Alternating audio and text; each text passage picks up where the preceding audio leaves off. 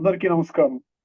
తెలుగు భాషాభివృద్ధి మార్గదర్శకాలు అనే శీర్షికలో ఈరోజు తెలుగు భాషా బోధన సవాళ్లు అనే అంశం మీద మనం చర్చాగోష్ఠి ఏర్పాటు చేశాము.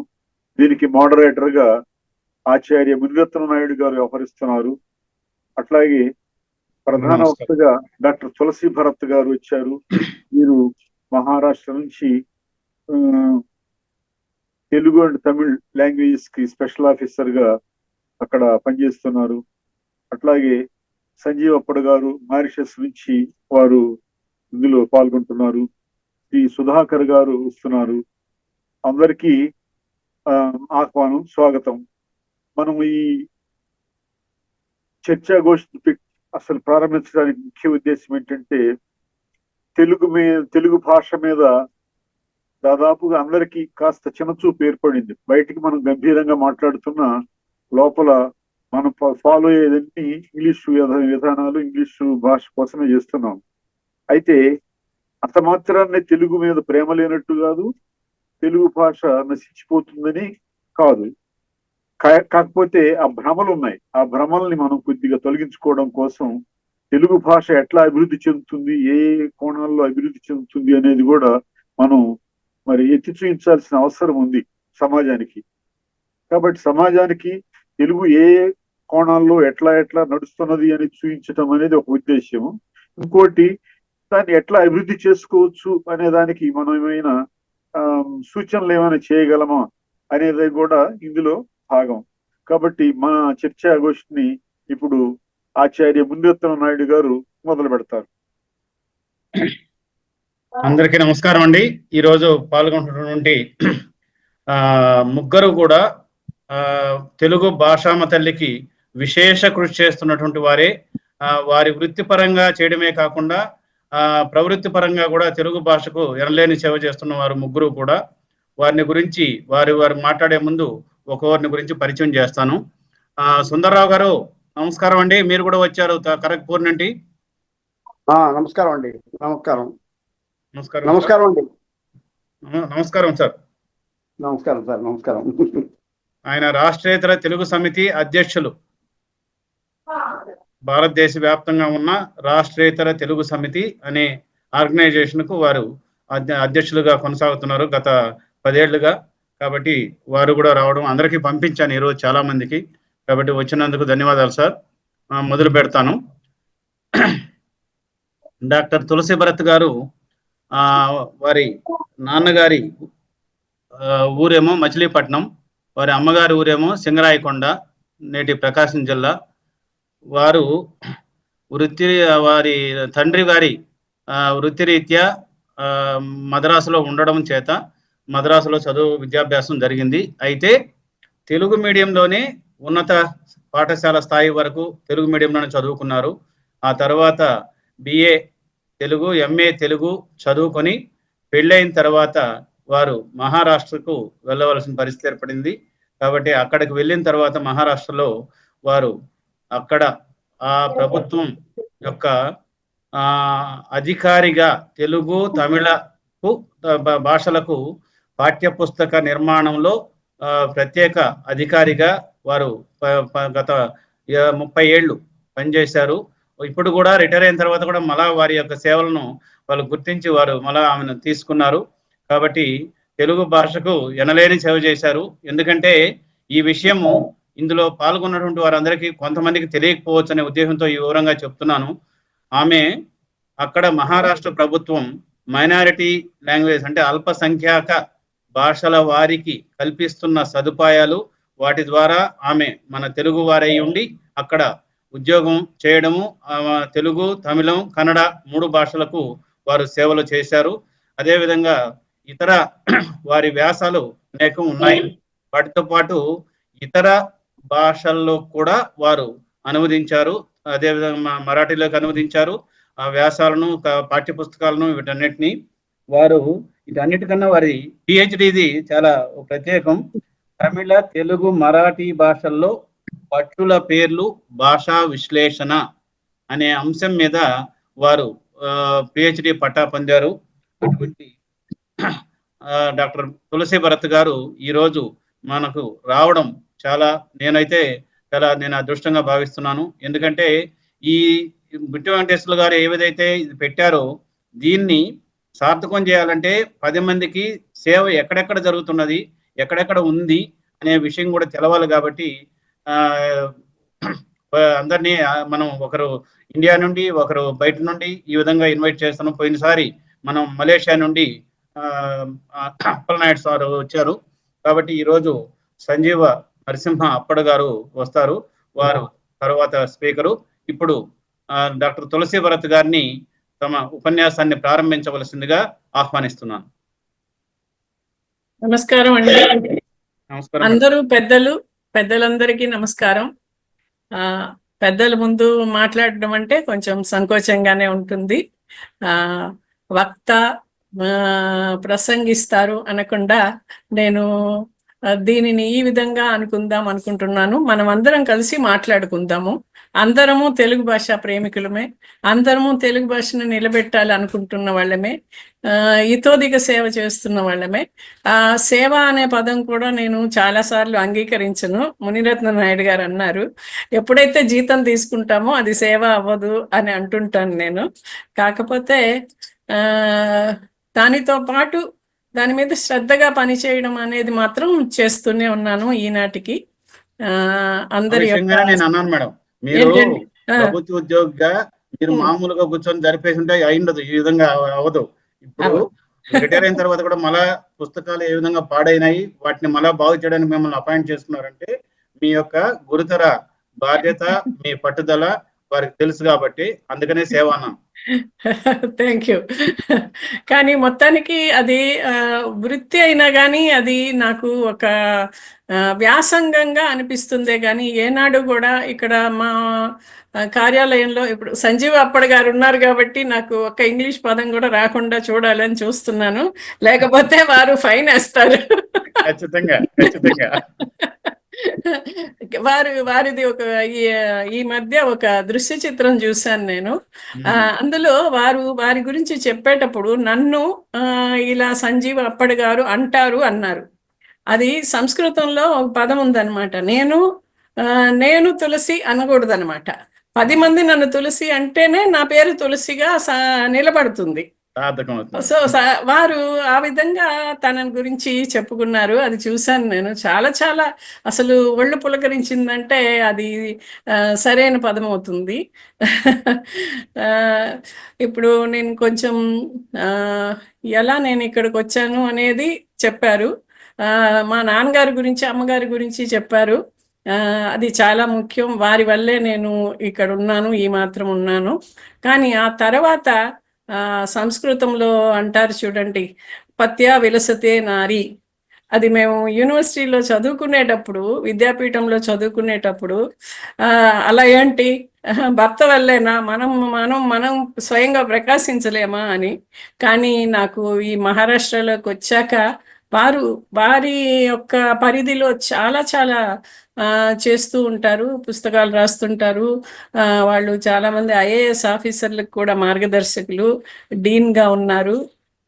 వారి యొక్క ఈ పరపతి అనేది నాకు అక్కడక్కడ నాకు తెలియకుండానే ఆ ప్రకాశం నా మీద పడుతూ ఉంటుంది. కాబట్టి నేను మా వారికి కూడా కృతజ్ఞతలు చెప్పుకుంటాను ఎప్పుడు.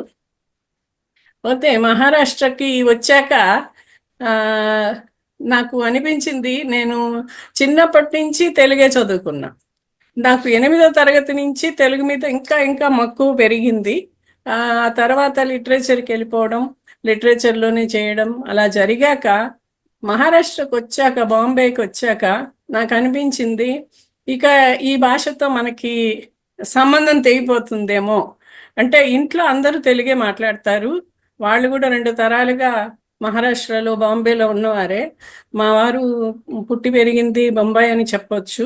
కానీ మా అత్తగారు మద్రాసులో ఎంఏ చదువుకున్నారు. ఆవిడ అధివ్యాఖ్యాతగా ఉన్నారు. ఆ తర్వాత ఆవిడ కూడా పెళ్ళై వచ్చి ఆవిడ లెక్చరర్గా ఉన్న వ్యక్తి ఒక ప్రాథమిక పాఠశాల ఉపాధ్యాయునిగా తన సేవలు అందించారు ముందు. తర్వాత ప్రిన్సిపల్ అయ్యారు. ఆవిడ ఒక మాట అనేవాళ్ళు, ఎవరైనా బయటికి వెళ్ళినప్పుడు కూడా తెలుగు మాట్లాడితే ఇక్కడ కూడా తెలుగు ఎందుకు, కొంచెం హిందీలో మాట్లాడదాం, ఇంగ్లీష్లో మాట్లాడదామని ఒక బంధువు అనడం జరిగింది. ఆవిడికి ఎంత కోపం వచ్చిందంటే, ఈ తెలుగే మనకి అన్నం పెడుతుంది, ఈ తెలుగుని మనం మాట్లాడుకోవటానికి ఎందుకు సిగ్గుపడాలి అని చాలా కోప్పడ్డారు.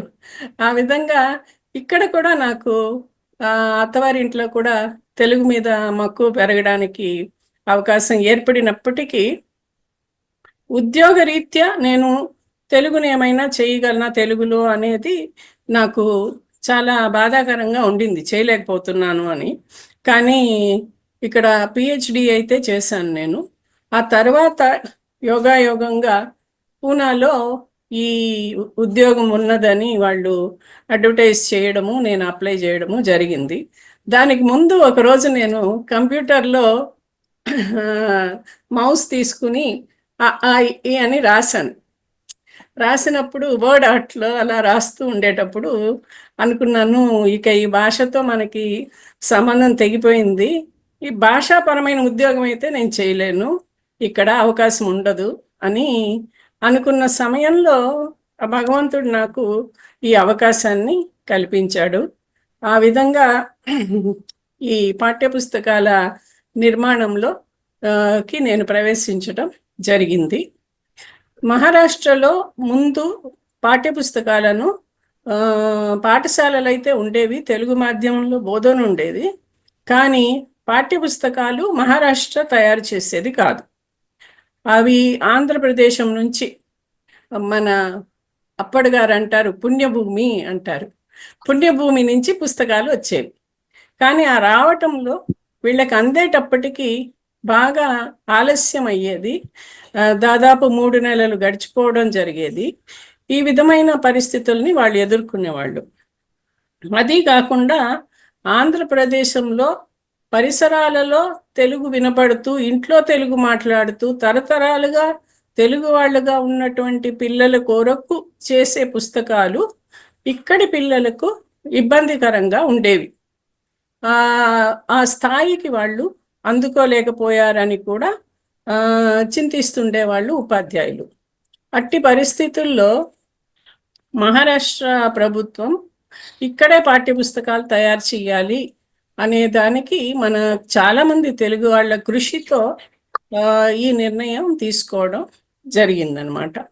జరిగి ఇప్పుడు 1996లో నిర్ణయం జరిగింది. 1997 నుంచి పుస్తకాలు వెలువడ్డాయి. అప్పటి నుంచి కూడా నేనే మొదటి విశేషాధికారిని, ఇప్పటి వరకు కూడా నేనే కొనసాగిస్తున్నాను. కాకపోతే మా సమితి సభ్యులు ఉన్నారు, వారి సహాయ సహకారాలతో కూడా ఈ పని చేయడం జరుగుతుందండి. ఈ మహారాష్ట్రలో 1 నుంచి 12 తరగతులు తెలుగు పాఠ్యపుస్తకాలు తయారు చేస్తాము. అందులో 1 నుంచి 10 తరగతులు తెలుగు మాధ్యమంలో, అంటే ఇప్పుడు గణితము, శాస్త్రము, భూగోళం ఇవి కూడా మరాఠీ భాషలో తయారు చేస్తారు. అంటే తెలుగు భాషా పాఠ్యపుస్తకాలు కాదు, అవి స్వతంత్ర పాఠ్యపుస్తకాలు. కానీ గణితము, ఈ సామాన్య శాస్త్రము, సామాన్య విజ్ఞానం అని కూడా అంటాం, భూగోళం, చరిత్ర, ఇలాంటివన్నీ కూడా ముందు మరాఠీ భాషలో తయారు చేస్తారు. వాటిని మనము అనువదించుకుంటాం తెలుగులోకి. ఈ విధంగా మాధ్యమం యొక్క పాఠ్యపుస్తకాలు తయారవుతాయి. ఆ తర్వాత 11, 12 తరగతుల్లో ఇక పిల్లలు ఆంగ్ల మాధ్యమానికి వెళ్తారు, కానీ తెలుగు ప్రథమ భాషగా మాత్రం ఉంటుంది. అది కాకుండా ఇంకొక ఒక అవకాశం కల్పించారు. ఇంగ్లీష్ మాధ్యమంలో చదువుతూ కూడా తన మాతృభాషని చదవాలి అనుకునే పిల్లల కొరకు సంయుక్త భాష పాఠ్యపుస్తకాలు, అంటే 50 మార్కులకు తెలుగు, 50 మార్కులు హిందీ, అవి కాక ఆంగ్లము, మరాఠీ తప్పనిసరి అన్నమాట. అలా 4 భాషలు కూడా వాళ్ళు చదువుకోవడానికి అవకాశం ఉంటుంది. ఈ సంయుక్త భాష పాఠ్యపుస్తకాలు స్థాయి ఇంకా ప్రథమ భాష పాఠ్యపుస్తకాల కన్నా కూడా తక్కువగా ఉంటుంది. తక్కువ స్థాయిలో ఉన్నప్పటికీ 10వ తరగతికి వెళ్ళేటప్పటికీ వాళ్ళు వీళ్ళతో సమంగా భాషను నేర్చుకునే అవకాశం అయితే కల్పిస్తామన్నమాట. ఇది క్లుప్తంగా పాఠ్యపుస్తకాల గురించి. వీటి గురించి మీరేమైనా అడగాలనుకుంటే చెప్పండి. అమ్మా నేను ఒక విషయం అడగొచ్చా? చెప్పండి సార్. అయ్యో, అడగచ్చా ఏంటి? అది కాదు. విషయం ఏంటంటే ఇప్పుడు మీరు చెప్పిందంతా కొంచెం శ్రద్ధగా విన్నాను. విషయము మహారాష్ట్రలో తెలుగు విద్యాలయాలు చాలా ఎక్కువగా ఉండేవని విన్నాను. అవునండి. చాలా వరకు మూతపడ్డాయని కూడా విన్నాను. అవునండి. అయితే ఈ బెంగాల్లో ఉంటానండి, పశ్చిమ బెంగాల్లో. పశ్చిమ బెంగాల్లో కూడా ఇదే పరిస్థితి. ఎందుకంటే ప్రభుత్వ సహాయంతో నడిచేటటువంటి విద్యాలయాలు, ప్రభుత్వ విద్యాలయాలు రెండు రకాలుగా ఎయిడెడ్ అంటాం మనం. అవునండి. ఆ ఎయిడెడ్ స్కూల్స్ కూడా మాకు 15-20 సంవత్సరాల వరకు కూడా ఉండేవి. మీరు చెప్పిన పద్ధతిలోనే అన్నీ కూడా ఇక్కడ తెలుగు పుస్తకాలు తయారు చేయటం, పాఠ్య పుస్తకాలు అంటే పశ్చిమ బెంగాల్లో ఉన్నటువంటి బోధనా అంశాలు ఏవైతే ఉన్నాయో సిలబస్, దాన్ని తర్జుమా చేసి తెలుగులో పాఠ్య పుస్తకాలు అందించే వ్యవహారం చేస్తూ ఉండేవాళ్ళని. అంతా బాగుంది. ఇప్పుడు ఏమిటైంది అంటే పోటీ ప్రపంచంలో తెలుగు పాఠశాలలన్నీ కూడా మూతపడుతున్నాయని చెప్పుకోవాలి. మూతపడుతున్నాయన్న దీనికి ఉపాధ్యాయులు వారి ఉద్యోగం పోకుండా కాపాడుకోవడానికి దాన్ని ఆంగ్ల మాధ్యమంగా మార్చేసి నామమాత్రంగా ఒక్క బోధన అంశం మాత్రమే తెలుగు ఉంచారు. సో ఇటువంటి పరిస్థితుల్లో మీకు నేను అడిగి తెలుసుకోవాల్సింది ఏమిటి అనుకుంటున్నానంటే, మహారాష్ట్రలో ఇప్పటికీ మీరు పాఠ్య పుస్తకాలు తయారు చేస్తున్నవి ఎవరికైనా ఉపయోగపడుతున్నాయా? అంటే ఆ విద్యాలయాలు తెలుగు నేర్చుకునే వాళ్ళు ఇప్పటికి విద్యార్థులు ఉన్నారా? ఇదే నేను తెలుసుకోదలుచుకున్నానమ్మా. అలాగే అండి. మీరు అన్నట్లే ఇంతకు ముందు ఉన్నటువంటి పరిస్థితులకి ఇప్పుడు పరిస్థితులకి మనం తులనాత్మకంగా చూసామంటే చాలా వ్యత్యాసం అయితే వచ్చిందండి. ఇప్పుడు మహారాష్ట్రలో తెలుగు మాధ్యమంలో చదవాలి అనుకునే వాళ్ళు ఏంటంటే, ఎవరో ఒక కవి చెప్పారు, గూడు విడిసి కూడు కొరకు వచ్చిన వలస పక్షులం అని. ఇక్కడ తెలుగు మాధ్యమం నేర్చుకుంటున్న వాళ్ళందరూ కూడా వలస పక్షులే. దాదాపు 2 తరాలుగా ఉంటున్నటువంటి వాళ్ళు. కానీ భాషని మాత్రం వాళ్ళు వదిలిపెట్టడం లేదు. వీళ్ళు ఎవరంటే నేత పని కోసం వచ్చిన నేత కార్మికులు, ఉద్యోగరీత్యా ఆర్మీ కోసం కానీ వేరే పనుల కోసం కానీ వచ్చిన తెలుగు వాళ్ళు అనమాట. వాళ్ళకి చాలా మందికి ముఖ్యంగా చెప్పాలంటే ఆర్థికంగా తక్కువ స్థాయిలో ఉన్న వాళ్ళకే భాషాభిమానం ఎక్కువ ఉందండి. వాళ్ళకి ఏమనిపిస్తుందంటే ఎప్పటికైనా మన వాళ్ళు దేశం అంటారు. ఇక్కడ దేశం అంటే మన తెలుగు రాష్ట్రాలకి వెళ్ళిపోతాము తిరిగి అనే ఒక ఆశ, ఒక భావన వాళ్ళకు ఉంటుంది. ఆ ఉద్దేశంతో వాళ్ళ పిల్లల్ని తెలుగు పాఠశాలలకు పంపిస్తున్నారు. కానీ ఇప్పుడు కొన్ని మనం భాష మీద అభిమానం ఉండటం వల్ల మనం ఆ మాధ్యమంలో చదవాలి అని అనుకుంటున్నాం. కానీ వాళ్ళకి ఉద్యోగ అవకాశాల రీత్యా చూసారంటే వాళ్ళకి కొంత ఇబ్బందికరమే. అది అందరూ కూడా ఒప్పుకోవాల్సిన విషయమే అది.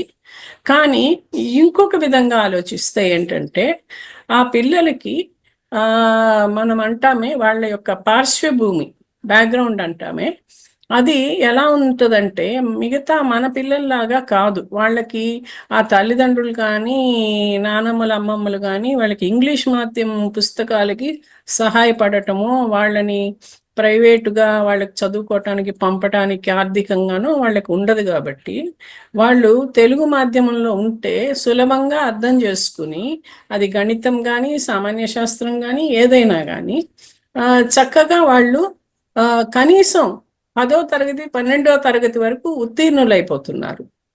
క్వాలిఫైడ్ అంటాం కదా, అలా. అదే ఇంగ్లీష్ మాధ్యమానికి వాళ్ళని మార్చినట్లయితే బాగా వాళ్ళు ఇబ్బందుల్ని ఎదుర్కోవటం అయితే జరుగుతున్నది. ఇప్పుడు మన పాఠశాలలకి పంపడం ఎందుకు జరుగుతుందంటే మహారాష్ట్రలో ఇంకా కూడా ఇక్కడ 1వ తరగతి నుంచే ఆంగ్లం కూడా ఉంది. కాబట్టి డిప్రైవేషన్ అంటాను చూడండి, దాన్ని వాళ్ళు ఏం కోల్పోవడం లేదు అనే ఉద్దేశం కూడా ఒకటి ఉండబట్టి ఇప్పటికీ తెలుగు పాఠశాలలు నిలబడ్డాయి. కానీ ముందు ఉన్న సంఖ్య అయితే బాగా తగ్గిపోయింది. అదే ఇప్పుడు మీరు అంటున్నారు చూడండి, ఉపాధ్యాయులు కూడా చాలా కృషి చేస్తున్నారు. ఇప్పుడు ఉదాహరణ చెప్పుకోవాలంటే, ఒక ఉపాధ్యాయుడు బడిలో పిల్లలు తగ్గిపోతున్నారు, అది తనకి భాష మీద కూడా చాలా మక్కువ. కేవలం తన ఉద్యోగం పోతుందని కాదు, ఉద్యోగం వాళ్ళకి తీసేయరు, వాళ్ళని తీసుకెళ్ళి ఇంకెక్కడో ఏదో ఒక డిపార్ట్మెంట్లో పెట్టేస్తారే కానీ తీసేయరు, ఉద్యోగం అయితే కోల్పోరు వాళ్ళు. అయినా కాకపోతే వేరే మాధ్యమానికి, అక్కడ స్థానికంగా ఉన్న మాధ్యమ పాఠశాలలకి వాళ్ళని స్థానాంతరకరణ చేస్తారన్నమాట, పంపించేస్తారు, తరలించేస్తారు వాళ్ళని. ఇంగ్లీష్ చెప్పమంటారు లేదా హిందీ చెప్పమంటారు. అవి కాకుండా టోల్ గేట్ దగ్గర కూర్చోబెట్టిన పరిస్థితులు కూడా ఉన్నాయి ఉపాధ్యాయులు. ఆ సమయంలో ఆ అబ్బాయి నా పరిస్థితి వస్తుంది, ఆ బడికి నేను ధ్వజవందనానికని వెళ్ళినప్పుడు దాదాపు 2000 మంది పిల్లలు ఉండారు. తర్వాత తగ్గిపోతూ 100లోకి వచ్చేసినప్పుడు అతను చాలా బాధపడేవాడు. ఒకసారి తను అలా వెళుతూ ఉంటే, బుట్టలు అల్లుకునే మేదరి వాళ్ళు అంటాం కదా, వెదురు బుట్టలు అల్లుతారే, వాళ్ళు తెలుగు మాట్లాడడం విన్నాడు. విని వెళ్ళి అక్కడ చాలా మంది పిల్లలు ఉండటం చూసి, బడికి రావటం లేదని తెలిసి, బడిలో భోజనం పెడతారు, అన్ని వాళ్ళకి దుస్తులు ఇస్తారు, పుస్తకాలు ఇస్తారు, కొన్ని గంటల సేపు మీరు పంపితే పిల్లలు చదువుకుంటారు కదా అని ఆ విధంగా కూడా మన ఉపాధ్యాయులు ప్రయత్నించి తీసుకొస్తున్నారు.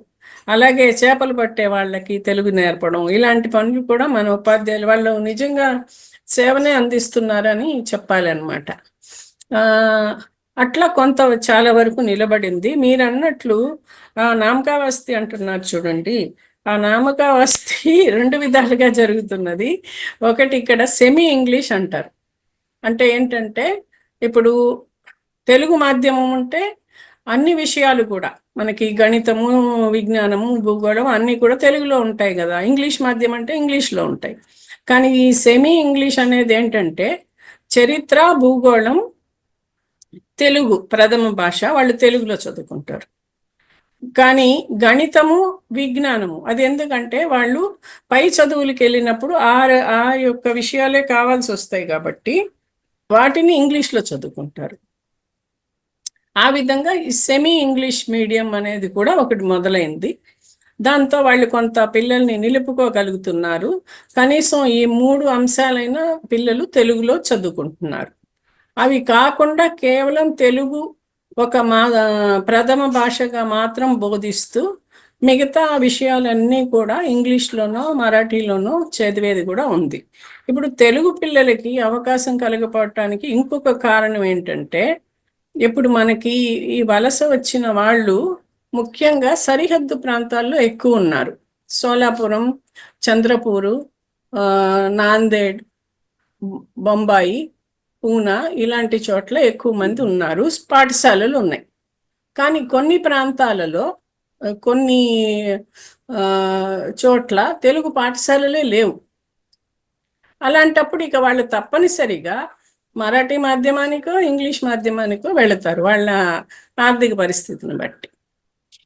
ఇది ప్రస్తుత పరిస్థితి అన్నమాట. మేడం గారు, ఏ మీరు మాధ్యమాలు జరుగుతున్నాయి అక్కడ ప్రభుత్వం ఏ మాధ్యమాలకు పాఠ్య పుస్తకాలు రూపొందించి సరఫరా చేస్తుంది? ఆ పాఠ్య పుస్తకాల తయారీలో మీరు ఎదుర్కొన్న సమస్యలు ఏదైనా ఉంటే వాటిని స్థూలంగా చెప్పేసి పూర్తి చేయండి మేడం. అలాగేనండి. ఇక్కడ మా మహారాష్ట్ర పాఠ్యపుస్తక సంస్థలో 10 మాధ్యమాలలో పాఠ్యపుస్తకాలు తయారు చేస్తున్నాం. 10 మాధ్యమాలు అంటే మీడియంస్. గుజరాతీ, తెలుగు, తమిళం, సింధీ, కన్నడం, మరాఠీ, ఆంగ్లం, హిందీ, ఉర్దూ, బెంగాలీ, ఈ 10 భాషలలోనూ 10 మాధ్యమాలలో అన్ని విషయాలు, అన్ని సబ్జెక్ట్స్ అన్నమాట పాఠ్యపుస్తకాలు తయారు చేస్తుంది. అన్ని భాషలకి కూడా సమానమైన సదుపాయాలు పాఠ్యపుస్తక సంస్థ మహారాష్ట్ర ప్రభుత్వం చేస్తున్నది. ఏ విధమైన చిన్న వ్యత్యాసం కూడా లేదు. మనకి మైనారిటీ భాషలని కానీ అవి ఎక్కువ సంఖ్యలో పుస్తకాలు అమ్ముడయ్యే భాషలు, తక్కువ సంఖ్యలో పుస్తకాలు అమ్ముడయ్యే భాషలు అనేది ఏది కూడా లేదు. అన్ని జీతాలు కానీ వచ్చే ఎక్స్పర్ట్స్ వస్తారు కదండి సమితి సభ్యులుగా, వాళ్ళకి కలిగించే సదుపాయాలు కానీ వాళ్ళకి ఇచ్చే ఆంట్రోరియం కానీ అన్నీ కూడా సరి సమానంగానే చేస్తున్నారు. పైగా మన భాషలంటే ఇంకా కొంచెం ఎక్కువ శ్రద్ధ చూపుతున్నారు. మనకి ఏమైనా అవకాశాలు ఈ మధ్య నాకు తమిళం చేయడం బాగా ఇబ్బంది అయిపోయింది. ఎందుకంటే తమిళ పుస్తకాలు రాసేంతటి ఎక్స్పర్టీస్ లేదు, ఉన్నవాళ్ళు రాలేకపోతున్నారు, కొందరికి రావడం ఇష్టం లేదు. అసలు సాధారణంగా మనం అనుకుంటాం తమిళులకి భాషాభిమానం చాలా ఎక్కువ అని, కానీ ఇక్కడ ఆ పరిస్థితి నాకు ఎదురవ్వలేదు. దాంతో మదురై అని మన తమిళనాడులో ప్రాంతం, అక్కడి నుంచి కూడా ఉపాధ్యాయుల్ని తీసుకోవడానికి నాకు ఈ మధ్య వాళ్ళు అవకాశం కల్పించారు. ఆ విధంగా వాళ్ళు స్పెషల్ ఎఫర్ట్స్ చేసి మనల్ని సాగుతున్నారని చెప్పుకోవచ్చు. అదనమాట. ఎందుకంటే తమిళ ప్రభుత్వం మీకు వారి మాతృభాషలో ఉండేటువంటి విద్యార్థుల సౌకర్యం కోసం వారి అన్ని సదుపాయాలు కూర్చడానికి వాళ్ళు ప్రయత్నం చేస్తున్నారు. అవునండి. ఇది వేరే లాంగ్వేజ్ లో లేదు, అందుకని మీ దగ్గర ఆ పాయింట్ రావాలని నేను అడిగింది. పాఠ్య పుస్తకాల గురించి చెప్పండి మేడం. అదేనండి, ఇప్పుడు చెప్పాను కదా నేను, ఆ పాఠ్య పుస్తకాల తయారీలో మనకి సమితిని నియమిస్తుంది. అది ఎడ్యుకేషన్ మినిస్టర్ ద్వారా సెలెక్ట్ అయినటువంటి వ్యక్తులు సమితిలో ఉంటారు సభ్యులుగా. ఒకళ్ళు చైర్పర్సన్ గా ఉంటారు. ఇక్కడ 12వ తరగతి వరకే ఉన్నది. కాలేజ్ లెవెల్లో మనకి విద్యాపీఠం లెవెల్లో తెలుగు లేదు, కన్నడ ఉన్నది కానీ తెలుగు లేదు. ఇప్పుడు ప్రయత్నిస్తున్నారు తెలుగు పీఠం పెట్టాలని. అలా పెడితే చాలా మంచిది, కొంతమంది రీసెర్చ్ స్కాలర్స్ వాళ్ళు తయారవుతారు. అట్లా తెలుగు 12 వరకు ఉన్నదండి ఇక్కడ. మేడం, ఈ సెమీ మాధ్యమం అనేది ఒక్క మహారాష్ట్రలోనే ఉన్నదా లేకపోతే ఇతర రాష్ట్రాల్లో కూడా ఉన్నదా? నాకు అంత తెలియదండి. మహారాష్ట్ర సంగతి నాకు తెలుసు. నాయుడు గారికి ఏమన్నా తెలుసేమో. ఇప్పుడు మనం ఆంధ్ర అనకూడదు కదా, తెలుగు రాష్ట్రాల్లో ఏమన్నా ఉన్నదేమో చెప్తారు. ఇక్కడ ఉంది కానీ బయట రాష్ట్రాల్లో లేదు సార్. సెమీ మాధ్యమం ఉంది మన దగ్గర. బయట రాష్ట్రాల్లో ఎక్కడా లేదు, ఒక మహారాష్ట్రలోనే ప్రత్యేకం. తెలుగు రాష్ట్రాల్లో ఉందా? లేదుగా. తెలుగు రాష్ట్రాల్లో కొన్ని చోట్ల ఉండాలి. ఏదండి? అంటే తెలుగు రాష్ట్రాల్లో ఇంగ్లీష్ తెలుగు మీడియం రెండు ఉన్నాయి, కానీ మేడం చెప్పిన పద్ధతిలో లేవు. అదే పద్ధతి చిరుసగా తీసుకుంటారు సెమీ మాధ్యమం. అదే ఇక్కడ అలా లేవు. సెమీ మాధ్యమం అంటారు. అదే ఇప్పుడు ఇంగ్లీష్ తెలుగు అనేది పూర్తి మాధ్యమాలు అవి. అట్లా కాకుండా సగం తెలుగు సగం ఇంగ్లీష్ అనేది సెమీ మాధ్యమం. మంచి ఐడియా అది. అది ఎక్కడా లేదు సార్, అది ఎక్కడా లేదు. అది మహారాష్ట్ర ప్రభుత్వాన్ని అభినందించాల్సిందే ఖచ్చితంగా. ఇంకా ఈరోజు రెండవ వక్త సంజీవ నరసింహ అప్పడు గారు మారిషస్ దేశంలో ఉన్నప్పటికీ తెలుగు భాష మీద వారికి ఉండే అభిమానం, ఒక్క ఇంగ్లీషు పదము లేకుండా మాట్లాడడం వారి అలవాటు. ఎందుకంటే ఎక్కడికన్నా రాని ఇక్కడ మన భారతదేశాన్ని పుణ్యభూమి అంటారు ఆయన. ఎందుకంటే ఆయన మాతృదేశం మీద ఆయనకు ఉన్నటువంటి అభిమానం అటువంటిది. వారు మారిషస్ ప్రసార సాధనాల ద్వారా ఆ దేశంలో తెలుగు భాష సాహిత్య సంస్కృతుల వికాసానికి సేవ చేస్తున్నారు. వారి ఒక ఉపాధ్యాయుడిగా చేస్తున్నారు. అదేవిధంగా మారిషస్, మీరు అందరికీ ఇంత మునిపే నేను ఒక దాంట్లో చెప్పాను, మనకు ఇతర దేశాలలో BA MA స్థాయిలో కూడా తెలుగు ఉండడం అది ఒక్క మారిషస్ దేశానికి మాత్రమే దక్కింది. ఇప్పుడు అమెరికా వాళ్ళు, సిలికాన్ ఆంధ్ర వాళ్ళు 2 ఏళ్ల క్రితం పెట్టారు, అంతవరదాకా ఎక్కడా లేదు. ఇంకా రెండవది మారిషస్ దేశానికి మహాత్మా గాంధీ ఇన్స్టిట్యూట్, అదేవిధంగా మారిషస్ విశ్వవిద్యాలయం, దీని ద్వారా భారతదేశం వారికి కొంచెం ఫండ్ ఇవ్వడం, మహాత్మా గాంధీ ఇన్స్టిట్యూట్ ను ఏర్పాటు చేయడం వల్ల ఇంకొంచెం తెలుగు వారికి ఎక్కువ సదుపాయాలు కలగడానికి అవకాశం ఏర్పడింది.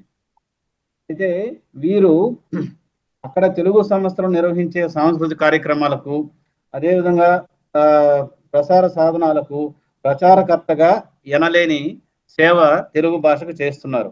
అక్కడి పాఠశాలల్లో బోధన, పాఠ్య ప్రణాళికకు రచన, పాఠ్య పుస్తకాల రచన, రూపకల్పన, గౌరవప్రదమైనటువంటి స్థానంలో వారిని ఆ ప్రభుత్వం అక్కడ తీసుకోవడం జరిగింది.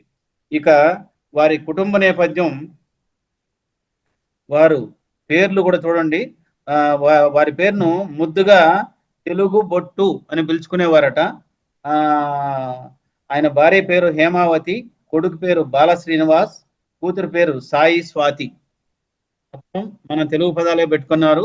వారిని నిజంగానే అభినందించాలి, వారి భాషాభిమానానికి. ఇక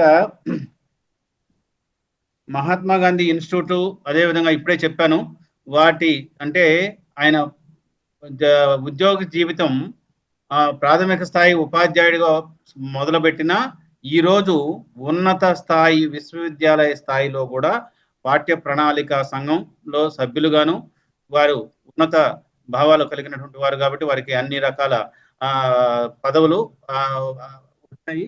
అదేవిధంగా అక్కడి ప్రభుత్వం అధికారికంగా ఏర్పాటు చేసినటువంటి తెలుగు సంఘానికి వారు సభ్యులుగా ఉండి ఆ సంఘం యొక్క కార్యకలాపాలు కూడా ముమ్మరం చేయడానికి వారి శాయశక్తులా కృషి చేస్తున్నారు. అదేవిధంగా మారిషస్ ఆంధ్ర మహాసభ అనేది అది తెలుగు వాళ్ళు స్థాపించుకున్నటువంటి మహాసభది. ఆ మహాసభ కూడా వారు సభ్యులుగా ఉండడమే కాదు, దాని లోగోను తయారు చేసి వారు ప్రథమ బహుమతిని వారు సాధించారు. వారికి మారిషస్ లో 1990లో మహాసభలు జరిగాయి, ప్రపంచ తెలుగు మహాసభలు. ఆ సభల సందర్భంగా వీరి జాతీయ జెండాను ఒకటి అక్కడ తయారు చేశారు. ఆ జెండాకు కూడా వారికి ప్రథమ పురస్కారం రావడం మనందరికీ గర్వకారణం, వారి యొక్క శ్రద్ధ భక్తులకు సంబంధించి. ఇక మనకు అక్కడ ఉంటూ ఆయన ఎంత భాషా సేవ చేస్తున్నాడని చెప్పడానికి మనకు ఏంటంటే, ఈరోజు మన హైదరాబాద్లో ఉన్న దూరదర్శన్ ద్వారా వారు అక్కడ మారిషస్లో నేను ఇప్పుడు టీవీ అంటే ఆయన కొడతారు నన్ను కాబట్టి అక్కడ కూడా దూరదర్శన్, అదేవిధంగా ఆకాశవాణి కేంద్రాలలో ఆయన పనిచేయడానికి అవసరమైన తర్ఫీదును ఇక్కడ పొంది, శిక్షణను పొంది అక్కడ ఇప్పుడు ఈరోజు చాలా గొప్పగా సేవ చేస్తున్నారు.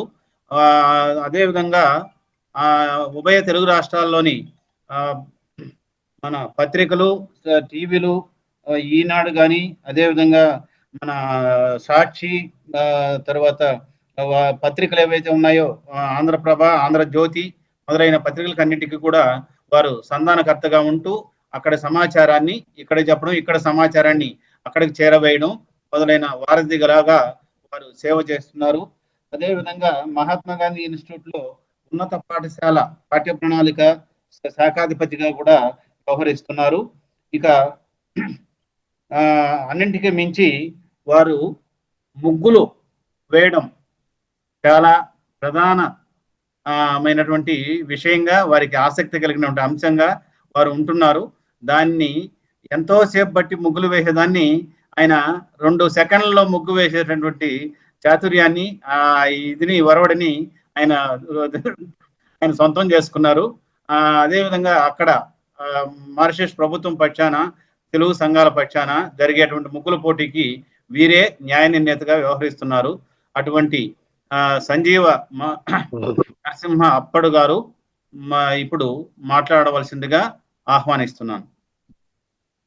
మా తెలుగు తల్లికి మల్లె పూడండ, మా కన్న తల్లికి మంగళహారతులు, ఎందరెందరో మహానుభావులు అందరికీ మా వందనములు. ఇలాంటి అంతర్జాతీయ, అంతర్జాల, ప్రత్యక్ష ఆకాశవాణి, దూరదర్శన అటువంటి అద్భుతమైన ప్రత్యక్ష ప్రసారం చేస్తున్నారు. ముందుగా ఆచార్య శ్రీ మునిరత్నం నాయుడు వారికి మా పాద నమస్కారములు. ఎందుకంటే ఆదివారం ఈరోజు కుటుంబ సభ్యులతో కలిసి లేదా మిత్రులతో కలిసి సమయం గడిపితే ఎంతో బాగుంటుంది. అది ఆలోచించే బదులు తెలుగు కోసం ఏం చేస్తే బాగుంటుంది, ఒకరు ఇద్దరు మాత్రమే అయినా పర్వాలేదు. తెలుగు జాతి, తెలుగు సంస్కృతి సంప్రదాయాలు, తెలుగు యొక్క ఆచార వ్యవహారాలు ఇంకా ఇంకా అభివృద్ధి కావాలి అనే ఉద్దేశంతో మన ఆచార్య శ్రీ మునిరత్నం నాయుడుకి ఇటువంటి కార్యక్రమం చేస్తున్నారు. అద్భుతం, అమోఘం, అద్వితీయం.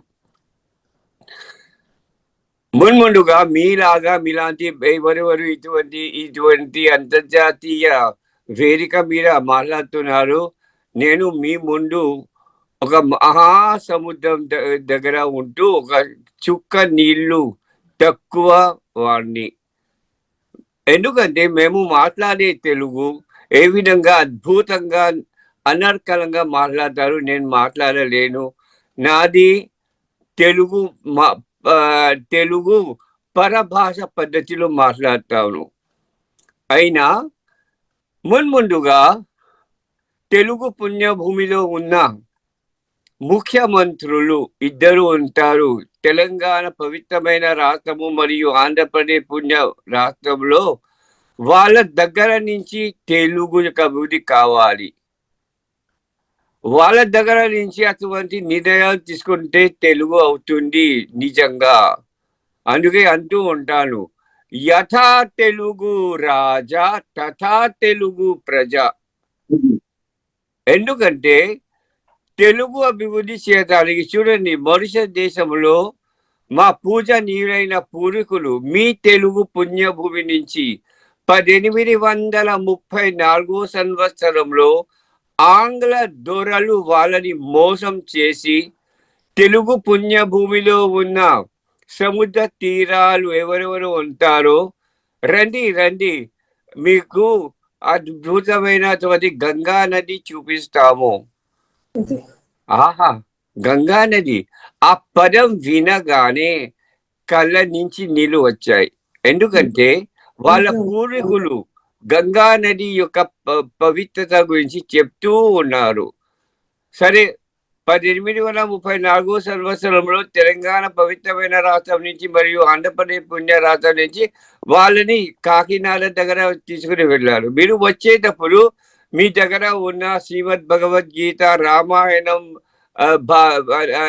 వేమన పద్యాలు, తెలుగు పెద్ద బాలసిక అన్ని పెద్ద దీపాల చెట్టు కూడా తీసుకుని రండి. మిమ్మల్ని మీ జీవితం ఎంతో చక్కగా తయారు చేస్తాము.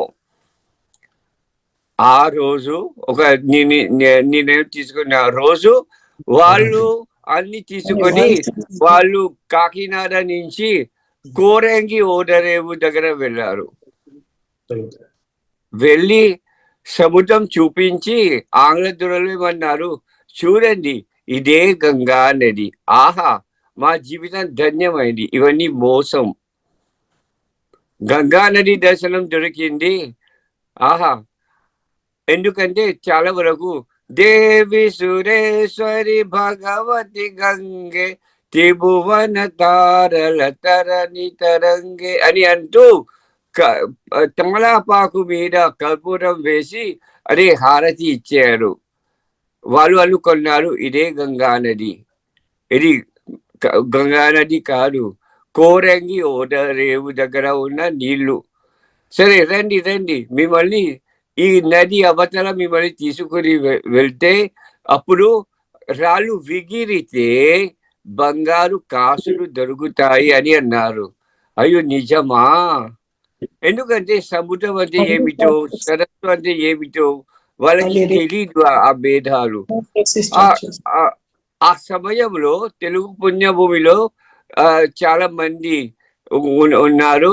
అప్పుడు విశాఖపట్నం నుంచి, విజయనగరం నుంచి, ఇచ్చాపురం నుంచి, అవనిగడ్డ నుంచి, చిత్తూరు నుంచి, అనేక ప్రాంతాలు అందరూ కూడి తెలంగాణ కాదు కాకినాడ దగ్గర నడిచి వెళ్ళి 30 యోజనాలు అని దూరం నడిచి వెళ్ళి అప్పుడు సముద్ర తీరం దగ్గర చేరుకున్నారు.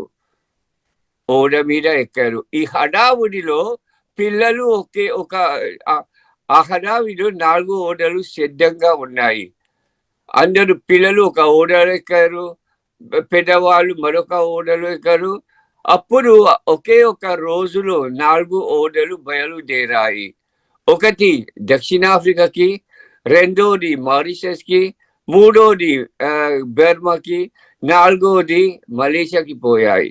ఈ 4 దేశాలకి వెళ్ళి తెలుగు భాష, సాహిత్యాలు, సంస్కృతి సంప్రదాయాలు, తెలుగు యొక్క ఆచార వ్యవహారాలు, తెలుగు యొక్క ఆహార విహారాలు, తెలుగు యొక్క కట్టు, జుట్టు, బొట్టు, తీరు, ముగ్గులు, మర్యాదలు, మన పవిత్రమైన గ్రంథాలు ఎంతో చక్కగా ఆ దేశాలకు నేను వెళ్ళి నేను పరిశోధన చేశాను.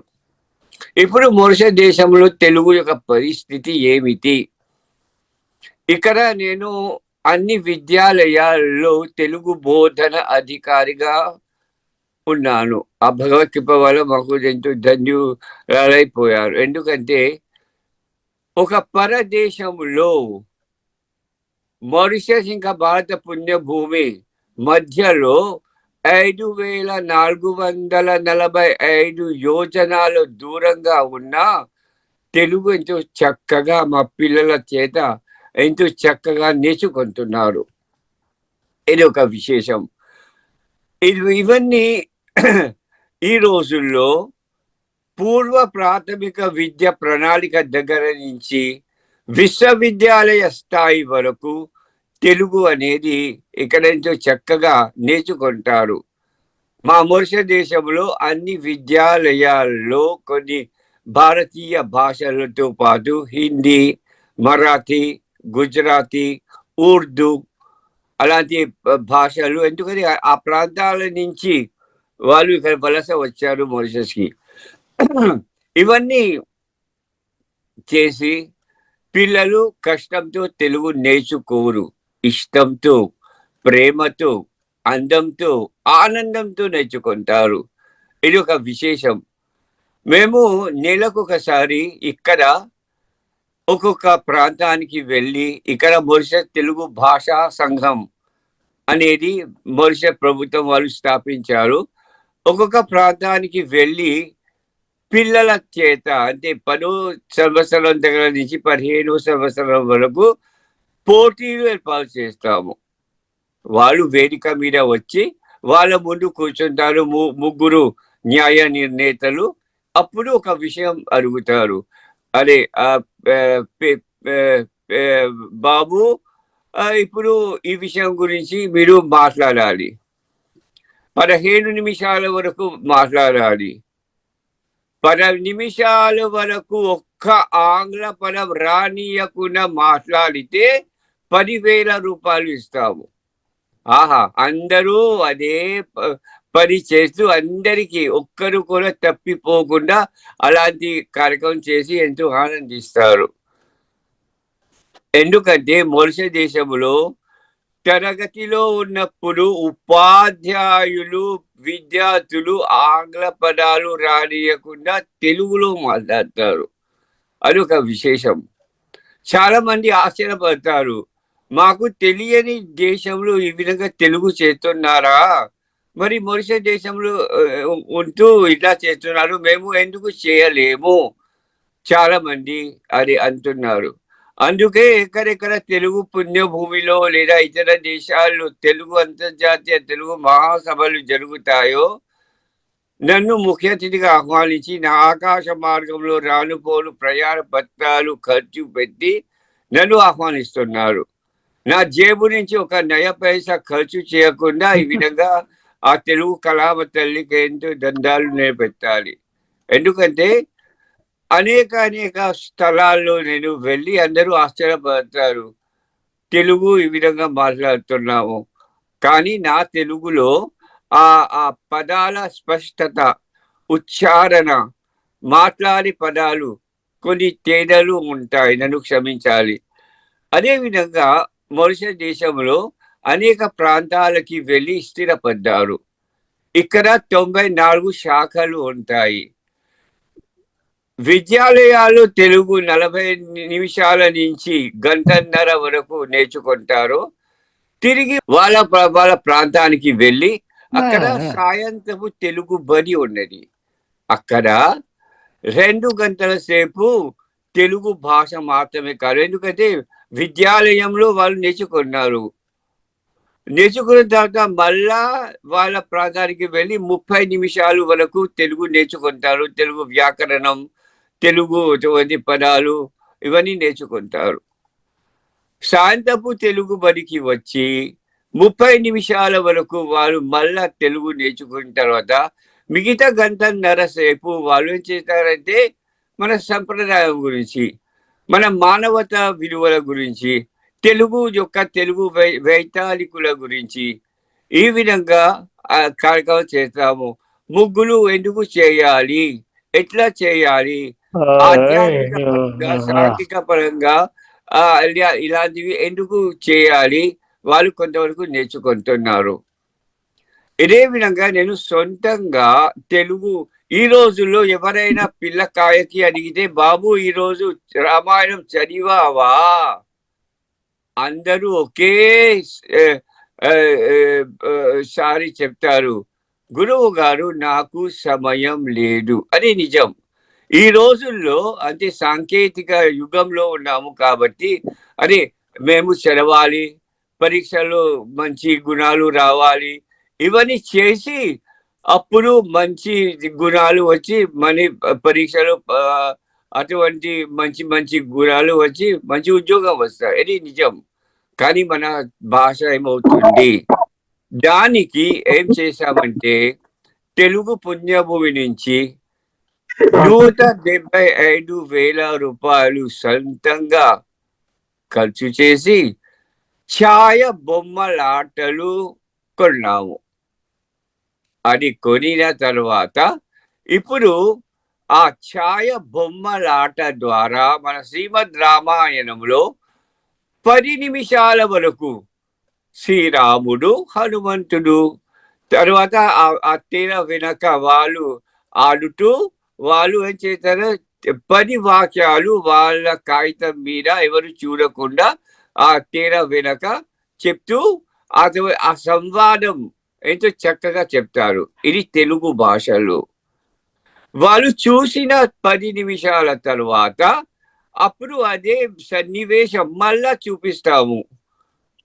ఇక్కడ ఉన్న వాడుక భాష అంటే పరభాషలు చెబితే కొంచెం అర్థం అవుతుంది, కానీ వాడుక భాషల్లో మాట్లాడితే గుండెను హత్తుకుంటుంది.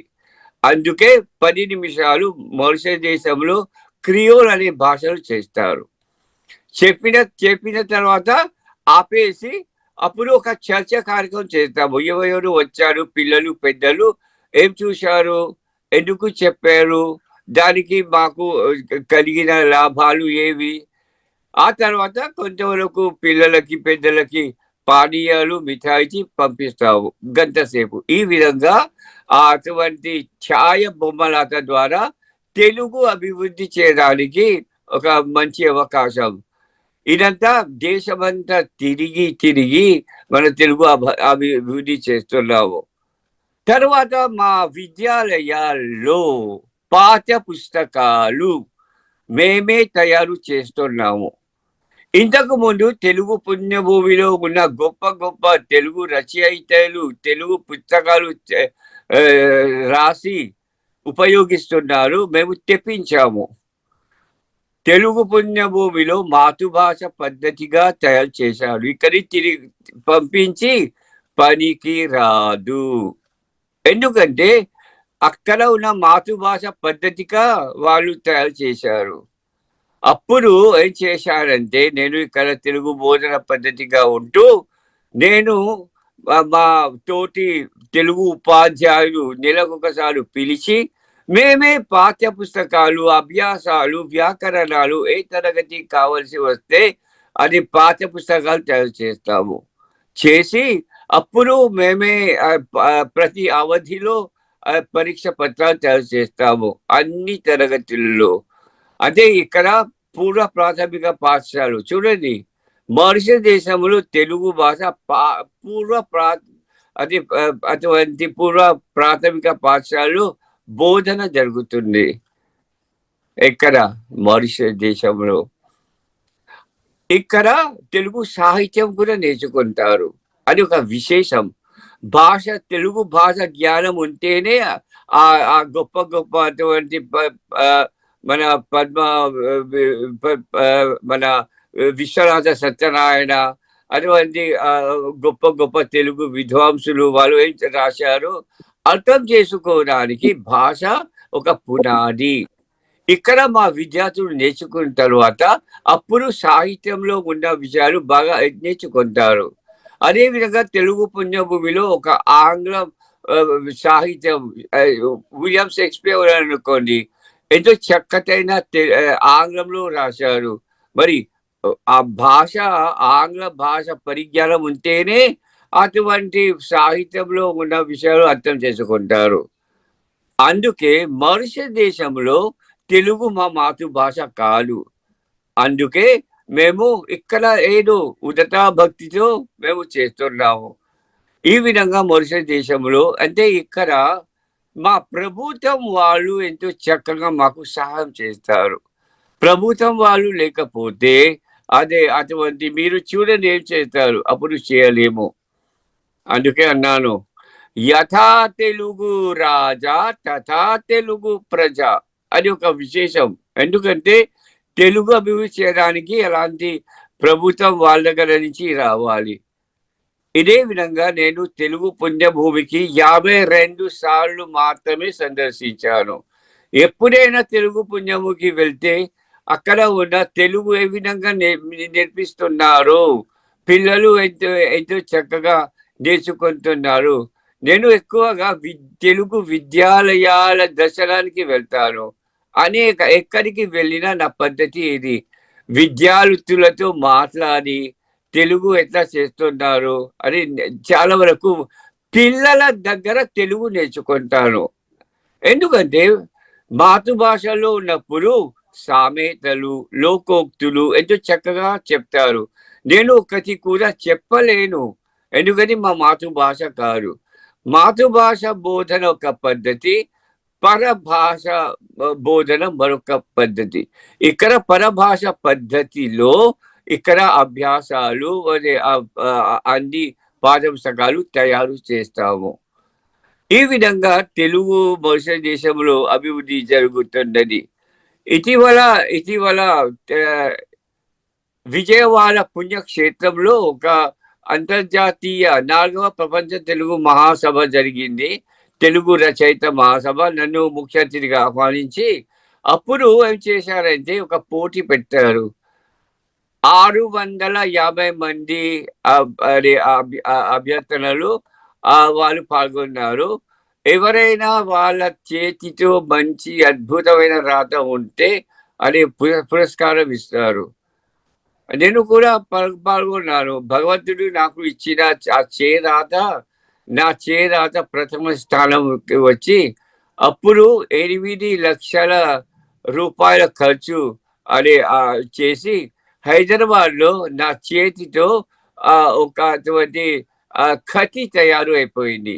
ఇది ఉచితంగా ఎవరైనా నా పేరుతో ఒకసారి రాస్తే అది దిగుమతి చేసి అటువంటిది జరుగుతుంది. ప్రపంచంలో తొలిసారిగా నాకు వచ్చింది. ఈ విధంగా తెలుగు భాష మేము అభివృద్ధి చేస్తున్నాము. అదేవిధంగా తెలుగు పుణ్యభూమిలో తయారు చేసిన నాటకాలు, నాటికలు, నవలులు, కథలు, కథానికాలు అదే ఇక్కడికి పంపి నేర్చుకోమంటే కష్టం, సాధ్యం కాదు. ఎందుకంటే మాతృభాషలో రాశారు. అదేవిధంగా చలనచిత్రాలకి వస్తే వాళ్ళు మాట్లాడే పద్ధతి ఇక్కడి ఎవరికి అర్థం కాదు. కింద అనువాదం ఉంటుంది, అప్పుడు చదివి అర్థం చేసుకుంటారు. ఎవరైనా రచయితలు పాటలు రాసేవాళ్ళు ఇతర దేశాల్లో వాళ్ళు విని అర్థం చేసుకుంటారా? లెక్క పెట్టకుండా మా పవిత్రమైన తెలుగు రాష్ట్రంలో మరియు ఆంధ్రప్రదేశ్ పుణ్య రాష్ట్రంలో ఉన్న వాళ్ళు వింటే చూస్తే సరిపోతుంది. కానీ మాలాంటి వాళ్ళు కూడా అటువంటివి చూడడానికి అవకాశం ఉంటుంది, కానీ అర్థం చేసుకోవడానికి చాలా కష్టం. అంటే ఎవరైనా ఇలా చేస్తే ఈ రోజుల్లో తెలుగు సంస్కృతి అంటే ఏమిటో మేము తెలుగు పుణ్యభూమిలో ఉన్న విషయాలు తెలుసుకోవడానికి తెలుగు చలచిత్రం ద్వారా మేము చూస్తాము. కానీ సంస్కృతి లేదు, సంప్రదాయం లేదు. ఎప్పుడు ఈ రోజుల్లో తెలుగు చలచిత్రాలు చూస్తే అమెరికాలో చూసినట్టుగా ఉంటుంది. వేషధారణ, మాట్లాడే పద్ధతి, ఇవన్నీ మాకు వద్దు. మాకు తెలుగు సంస్కృతి కావాలి, మానవతా విలువలు పంచాలి అని మా చిన్న ఆలోచన. అంటే ఎవరైనా రచయితలు ఇలాంటి కార్యక్రమం చేస్తారో అది ముందుగా ఎవ్వరు చూస్తారు, వింటారు, అది అర్థం చేసుకోవడానికి వాళ్ళ మనస్సులో కొంచెం మా గురించి, మా పరిస్థితి గురించి తెలుసుకుంటే ఎంతో బాగుంటుంది. ఇప్పుడు మీరు చూస్తున్నారు మా వెనక ఉన్నది, అది తెలుగు జెండా. ఆ భగవత్ కృప వల్ల 40 సంవత్సరాల క్రితం ఆ భగవత్ కృప వల్ల నేనే తయారు చేశాను. అందులో అంటే ఎప్పుడైనా మొరిషస్ దేశంలో శుభ కార్యాలు జరిగేటప్పుడు మా దేశంలో ఉన్న 4 రంగుల జెండా పక్క అప్పుడు ఈ తెలుగు జెండా వేసుకొని అప్పుడు కార్యక్రమం మొదలు పెడతారు. అది ఒక విశేషం. దానికి రాజకీయము లేదు, తెలుగు అభివృద్ధి కావాలి. ఈ విధంగా మేము చేస్తున్నామండి. మరి ఈ విధంగా తెలుగు అభివృద్ధి జరుగుతున్నది. భాష రాబోయే తరాలకు ఇక్కడ ఉజ్వలంగా ఉన్నది. ఎందుకంటే ఇక్కడ 13వ తరగతి వరకు నేర్చుకున్న తర్వాత అప్పుడు తెలుగు పుణ్యభూమికి వెళ్ళి నేర్చుకుంటారు. నేర్చుకుని అప్పుడు పత్రబద్ధులైన తర్వాత ఇక్కడికి వచ్చి ఉన్నత పాఠశాలలో మా దగ్గర వచ్చి సంభాషణ చేసి వాళ్ళ మాటలు విని మీరు సరి అయిన అది తెలుగు ఉపాధ్యాయులు మీరు చేస్తారు, అప్పుడు తీసుకుంటాము. ఈ విధంగా కొంతమంది మా విద్యార్థులు తెలుగు పుణ్యముకి అక్కడికి వెళ్ళి వారు ఎంతో దుఃఖపడతారు. ఎందుకంటే తెలుగు నేర్చుకోవడానికి సరి అయిన అటువంటి తరగతి లేదు. ఈ రోజుల్లో మద్రాస్ విశ్వవిద్యాలయానికి వెళ్ళి అప్పుడు నేర్చుకుంటారు. ఇది తెలుగు యొక్క పరిస్థితి. కానీ ఈ విధంగా చేస్తే చూడండి, మొరిషస్ దేశంలో ఇక్కడ ఉన్నత స్థాయిలో కూడా మా మహాత్మా గాంధీ సంస్థల్లో కూడా తెలుగు ఎంతో చక్కగా నేర్చుకుంటారు. అది ఒక విశేషం. పరభాష ఉన్న తెలుగు ఈ విధంగా ఒక పరదేశంలో నేర్చుకుంటున్నారు, అది మామూలైన విషయం కాదు. ఇదే విధంగా అనేక నాటకాలు కూడా ఇక్కడే తయారు చేస్తాము. తెలుగు నాటిక పోటీలు ఇక్కడ మా ప్రభుత్వం వాళ్ళు సంవత్సరానికి ఒకసారి తెలుగు నాటికోత్సవాలు ఏర్పాటు చేస్తారు. తెలుగు పుణ్యభూమిలో తయారు చేసినవి పక్క పెడతాము, ఎందుకంటే ఎవరికి అర్థం కాదు. ఇంతకు ముందు నేను చెప్పిన తెలుగు ఛాయ బొమ్మలాటలు ఇక్కడ ఉన్న మా పిల్లలు 10 వాక్యాలు కాగితం మీద రాసి వాళ్ళే ఆడించి వాళ్ళేటువంటి మాటలు పలుకుతారు. అది ఒక విశేషం. ఈ విధంగా మేము చేస్తున్నటువంటిది అనేక అటువంటి కార్యక్రమాలు చేస్తున్నాము. ఈ అవకాశం ఇచ్చిన ఆచార్య శ్రీ మునిరత్నం నాయుడుకి మళ్ళా మా సహస్రకోటి ధన్యవాదాలు. జై తెలుగు తల్లి, జై జై జై జై జై జై జై జై తెలుగు తల్లి, శుభం భూయాత్. చాలా చాలా ధన్యవాదాలు సంజీవ నరసింహ అప్పడ గారు. మీరు అక్కడ మారిషస్ లో జరుగుతున్న తెలుగు భాషను, వలస విధానాన్ని చాలా చక్కగా అయినటువంటి తెలుగులో బ్రహ్మాండంగా చెప్పారు. మీకు హృదయపూర్వకమైనటువంటి ధన్యవాదాలు తెలియజేసుకుంటున్నాం ఈ కూటమి ద్వారా. అయితే మీకు ఒక 2 ప్రశ్నలు. ఒకటి, మీరు చెప్పిన జెండాను మీరు చూపించలేదు, అది చూపించాలని మేము కోరుతున్నాం. రెండవది, మీరు వేసిన ముగ్గు ఎలా వేస్తారో అనేది మీ రాత 2 కూడా చూపిస్తే ఇక్కడ ఉన్నటువంటి ప్రేక్షకులకు లేదా వీక్షకులకు ఉపయోగపడుతుందని నా ఆశ.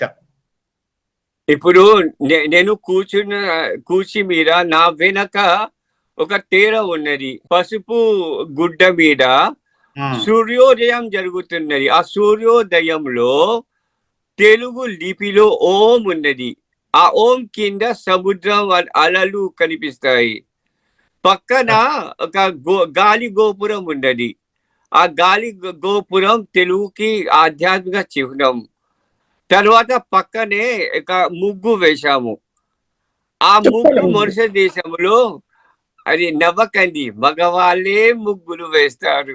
సంస్కృతి మొత్తం అంతే ప్రతిబింబిస్తుంది అంతే అందులో. అంతే కదా మేడం. ఉమ్. సుధాకర్ గారు తెలుగు విద్వాన్, ఎంఏ తెలుగు, ఎంఏ ఆంగ్లం, ఎంఏ చరిత్ర, తెలుగు పండిత శిక్షణ, బిఈడి, ఎంఈడి మొదలైనటువంటి చదువులు, డిగ్రీలు చాలా వరకు పొందారు. వీరు వృత్తిరీత్యా తెలుగు ఉపాధ్యాయులు. 37 సంవత్సరాలుగా బోధనా రంగంలో నవోదయ పాఠశాలలో పనిచేస్తున్నారు. వారు ఆంధ్రప్రదేశ్లో ఒక 20, ఉత్తర భారతదేశంలో 15 జాతీయ ఉపాధ్యాయ పురస్కారాలను అందుకున్నారు. చాలా గొప్ప విషయం. అదేవిధంగా 4 సార్లు గురు పరంపర పురస్కారాలు, 4 సార్లు ప్రశంసా పత్రాలు, 3 సార్లు బెంచ్ మార్క్ అచీవ్మెంట్ ప్రశంసా పత్రాలు మొదలైనవి వారికి వరించాయి. వారిని కవి, రచయిత, వ్యాఖ్యాత, దర్శకులు, కర్ణాటక సార్వత్రిక విశ్వవిద్యాలయం నుండి వారు జాతీయ స్థాయి కవితా పోటీల్లో ఉత్తమ కవితకు గాను ప్రథమ పురస్కారాన్ని పొందారు. వివిధ సంస్థల కవితా పోటీల్లో 20 వరకు ప్రశంసా పత్రాలు పొందారు. ఒక 76 వచన కవితలను, 55 సన్మాన పత్రాలను, 10 కథలను, 2 కథానికలను, 10 నాటకాలను రాశారు. ఇది ఆయన కవి వ్యక్తిగత జీవితం. కానీ వీరు పిల్లల చేత అష్టావధానం చేయిస్తున్నారు. అది చాలా ప్రశంసనీయం. బోన విజయం 4 సార్లు క్రమం తప్పకుండా వీరు వేశారు. భాషా దినోత్సవం సందర్భంగా మాతృభాషా దినోత్సవం జాతీయ స్థాయిలో 7 రోజులు నిర్వహించడం, భాషా సంగమంలో భాగంగా 22 భాషల్లో అనేక కార్యక్రమాలు నిర్వహించి ఉగాది సందర్భంగా పంచాంగ శ్రవణం చేయడం కూడా వీరికి అబ్బింది. అటువంటి విలక్షణమైనటువంటి వ్యక్తి ఈరోజు మనకు తిరుపతి నవోదయ విద్యాలయం నుండి ఇక్కడికి పాల్గొంటున్నారు. అదేవిధంగా ఓరియంటల్ కళాశాల రేడియో స్టేషన్ లో కూడా రామాయణం మీద ప్రవచనాలు ఇస్తారు. అదే కళాశాలలో తెలుగు భాష ఉద్యోగ అవకాశాలు అనే అంశం మీద కూడా రీసోర్స్ పర్సన్ గా డిగ్రీ మరియు పీజీ విద్యార్థులకు ఉపన్యాసాలు ఇస్తున్నారు. ఇటువంటి కె సుధాకర్ గారు ఈరోజు ఈ కార్యక్రమంలో పాల్గొనడం సంతోషం. వారిని తమ సందేశాన్నో లేదా ఉపన్యాసాన్నో నుండి ఇవ్వవలసిందిగా ఆహ్వానిస్తున్నాను. మాట్లాడచ్చు సార్? మాట్లాడండి సుధాకర్ గారు. తిరునామంగులు తీర్చి దివ్యగిరిపై దేవేరితో తేరిపై, తిరునామంగులు తీర్చి దివ్యగిరిపై దేవేరితో తేరిపై, వరశంకంబున్ చక్రమున్ కల్గు దివ్య కౌస్తుభోరస్కుడా, పరమాన్యాయ రహస్య మంత్ర పదమా, బ్రహ్మోత్సవ ప్రాభవ స్ఫురితానేక విశేష భావశబలి పూర్ణకృతి తిరుపతి. ప్రప్రథమంగా నాకు ఈ అవకాశం ప్రసాదించినటువంటి ఆచార్య డాక్టర్ మునిరత్నం నాయుడు గారికి, పూర్వపు వక్తలు ముగ్ధ మనోహరంగా మంత్ర ముగ్ధంగా వాచాలత్వం చేసినటువంటి మేడం గారికి, అదేవిధంగా మారిషస్ దేశం నుండి మాట్లాడినటువంటి వారికి సవినీయ హృదయపూర్వక నమస్కారాలు. ఇందాక మునిరత్నం నాయుడు గారు చెప్పినట్లు ఉడతా భక్తిగా నేను ఒక తెలుగు ఉపాధ్యాయుడు అయినందుకు గాను గర్విస్తూ, ఈ తెలుగు నేలలో పుట్టిన దానికి ప్రతినిత్యం ఈ తెలుగు నేలకి స్మాతస్మరణీయంగా ప్రాతస్మరణీయంగా భావిస్తూ తెలుగు యొక్క గొప్పతనాన్ని గురించి నా వంతు కృషి చేస్తున్నాను.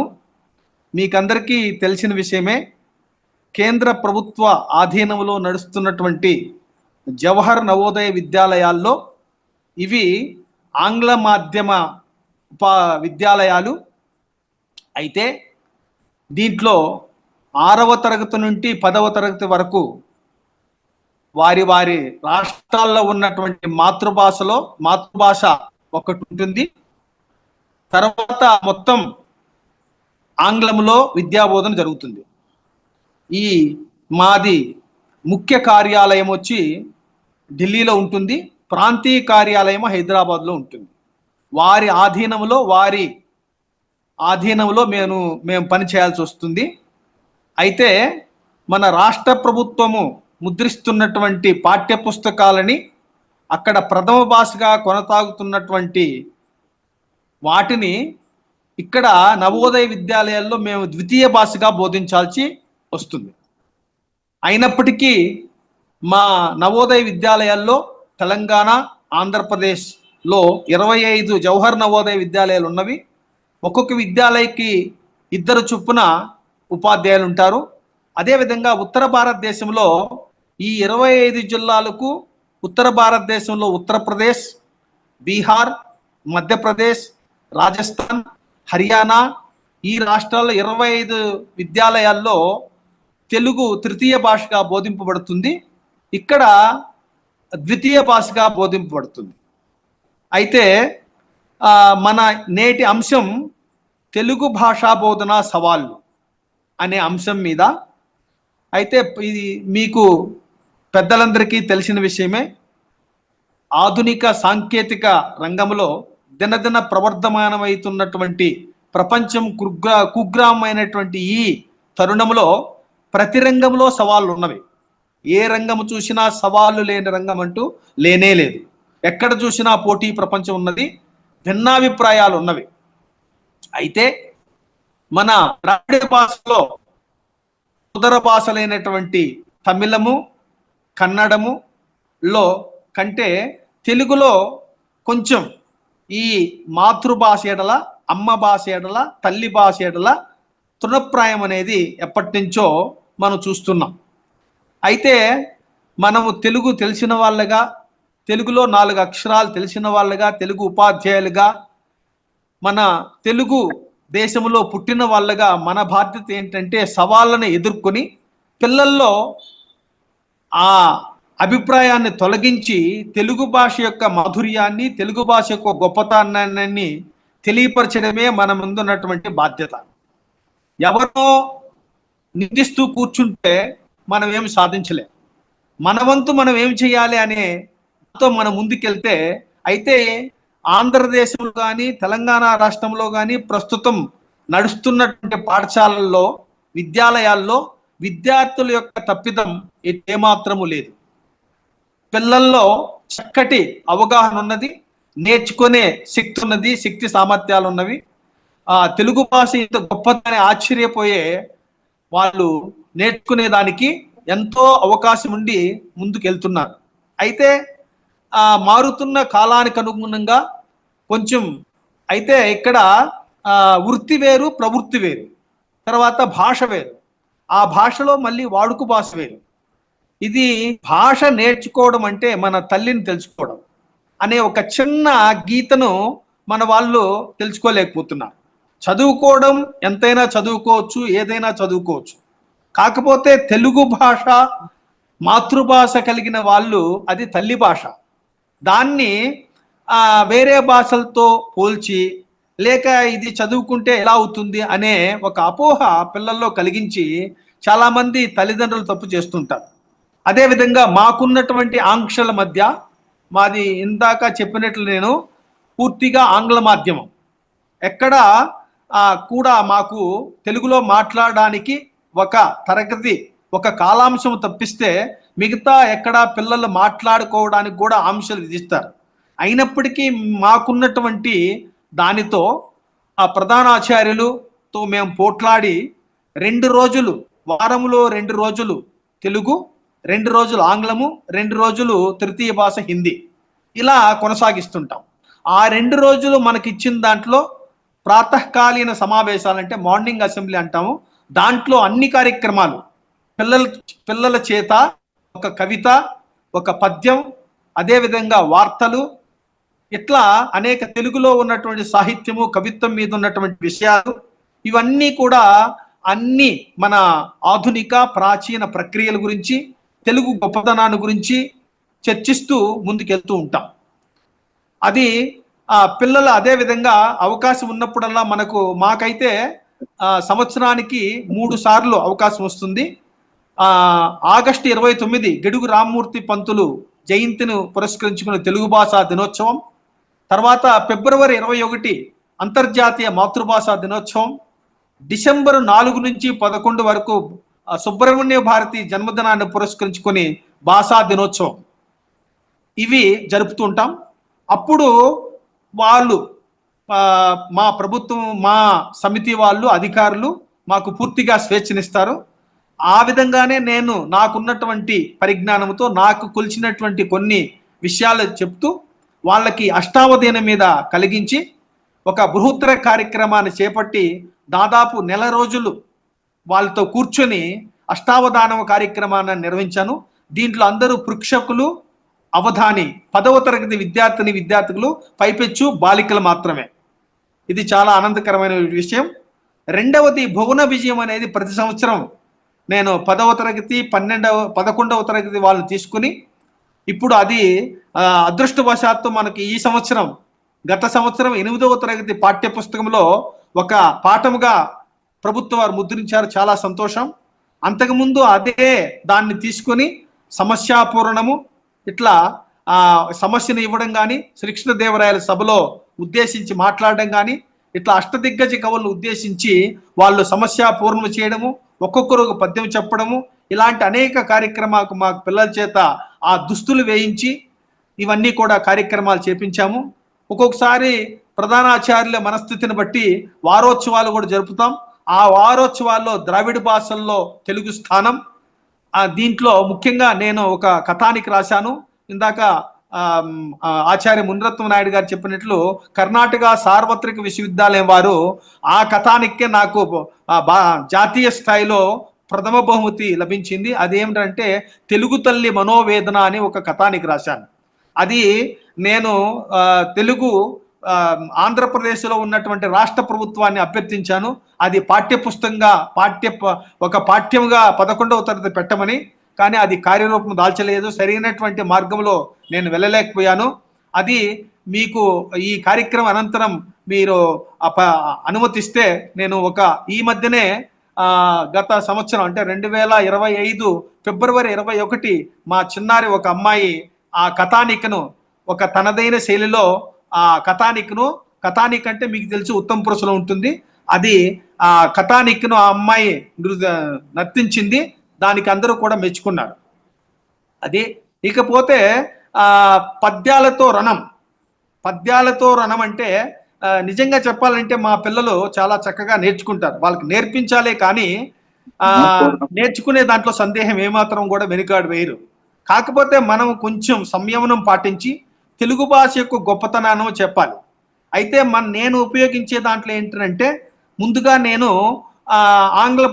ఆంగ్లం చేశాను కాబట్టి, ఎంఏ ఇంగ్లీష్ చేశాను కాబట్టి, నాకు ఎక్కడైనా పిల్లలకు కష్టతరం అనిపించినప్పుడు అక్కడ మాత్రం ఆంగ్లంలోకి వెళ్ళాల్సి వస్తుంది. ఎందుకంటే మాది ఇంగ్లీష్ మీడియం కాబట్టి, ఆంగ్ల మాధ్యమం కాబట్టి, నేడు మాకు వచ్చే పిల్లలు ఏంటంటే గ్రామీణ ప్రాంతమైన, పట్టణ ప్రాంతమైన, నగర ప్రాంతమైన వారు 3, 4, 5 తరగతుల్లో తెలుగు చదవకుండానే వచ్చేస్తారు. కానీ తెలుగు చదివినట్లు చూపిస్తారు.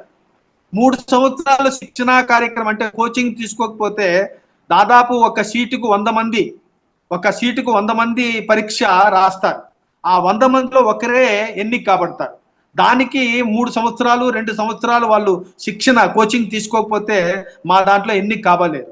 కాబట్టి తల్లిదండ్రులు ఏం చేస్తారంటే వాళ్ళని ప్రభుత్వ పాఠశాలలో లేక ప్రభుత్వం చేత గుర్తింపబడిన పాఠశాలలో చదివిస్తున్న అని చూపించి వాళ్ళకి శిక్షణ ఇప్పించి తద్వారా అది ఇక్కడ ఎన్నికే కాబట్టి చెప్పి పంపిస్తారు. వాళ్ళని నేను 6వ తరగతిలో అక్షరాల నుండి మొదలుపెట్టి వర్ణమాల, అచ్చులు, హల్లులు, ఉభయాక్షరాలు, గుణింతాలు, వాటి యొక్క గొప్పతనం, వాటి యొక్క ఉచ్చారణ ఎలా వస్తుంది, ఇవన్నీ కూడా నేర్పించి ముందుకు తీసుకెళ్తాం. అయితే మాకు మీకు పెద్దలందరికీ తెలిసిన విషయమే, నేటి కాలంలో మార్కులు చాలా, ఎంత పండితుడైనా ఎంత వాళ్ళైనా కూడా మేము దాన్ని ఏమంటారంటే ఆంగ్లంలో చెప్పాలంటే రిజల్ట్ ఓరియంటెడ్ అంటారు. అంటే ఫలితాల మీద ఆధారపడినటువంటి పాఠశాలలు. అంటే ఫలితాలంటే మార్కులు చూపించాలి. వార్షిక పరీక్షల్లో మా ఫలితాల ఆధారంగా మా సంస్థ నడుస్తుంది. ఇట్లా ఇన్ని సవాళ్ళు ఉన్నప్పటికీ కూడా మేము రాత్రింబవళ్ళు వాళ్ళ దగ్గర కూర్చొని, నేనైతే ఏం చేస్తానంటే ఆంగ్లానికి వెళ్తాను. ఆంగ్లానికి వెళ్ళి ఉదాహరణకి వాళ్ళు మదర్ అనే పదం తీసుకొస్తారు. నేనే సరదాగా చెప్తాను, వాళ్ళు చెప్పేదే మదర్ అంటారు, ఎవరు ఈ రోజుల్లో అమ్మ అనట్లేదు, మమ్మీ డాడీ అంటారు. సరే సంతోషం, మమ్మీ డాడీ అంటారు. దానికి ఇంకో పదం చెప్పమంటాం ఆంగ్లంలో. ఇంకేం చెప్తారు? మదరు ఫాదరు అంటారు. ఇంకో పదం చెప్పమంటాం. ఇంకో పదం తెలిస్తే కదా, రెండే కదా ఆంగ్లంలో ఉండేది. అయితే తెలుగులో చెప్పమంటే అమ్మ, జనని, తల్లి, కన్న తల్లి, ఇట్లా పదాలు వాళ్ళే నేను చెప్పకముందే చెప్పేస్తారు. అదేవిధంగా నాన్న, డాడీ, డాడీకి నాన్న, అప్ప, అబ్బా, తండ్రి, కన్న తండ్రి, ఇట్లా పదాలన్నీ వచ్చేస్తాయి. అదేవిధంగా ఫ్రెండ్ అంటాం. ఫ్రెండ్ అంటే ఏంటి? స్నేహితుడు, మిత్రుడు, దోస్తు, ఆ చెలి, నెచ్చెలి, ఎన్ని పదాలు వస్తాయి చూడండి. ఇలా పిల్లల దగ్గర చెప్పేసరికి, ఇప్పుడు చెప్పండి రా పిల్లలు, ఏమి డబ్బు ఎవరి దగ్గర ఎక్కువ ఉంటే వాళ్ళే కదా ధనవంతులు అని చెప్తారు. అవును గురువు గారు అంటారు. మరి తెలుగు పదాలు ఎన్ని ఉన్నాయి, ఆంగ్ల పదాలు ఎన్నున్నాయి అని చెప్తే, అవును గురువు గారు మీరు చెప్పింది నిజమే అని చెప్తారు. అయితే కొంతమంది తెలివైన పిల్లలు ఏం చెప్తారు, గురువు గారు ఈ ఫ్యాన్ని చెప్పండి తెలుగులో ఏమంటారు అంటారు, కంప్యూటర్ని ఏమంటారు అంటారు, బస్సుని ఏమంటారు అని ఇట్లా తెలివిగా నాతో మాట్లాడతారు.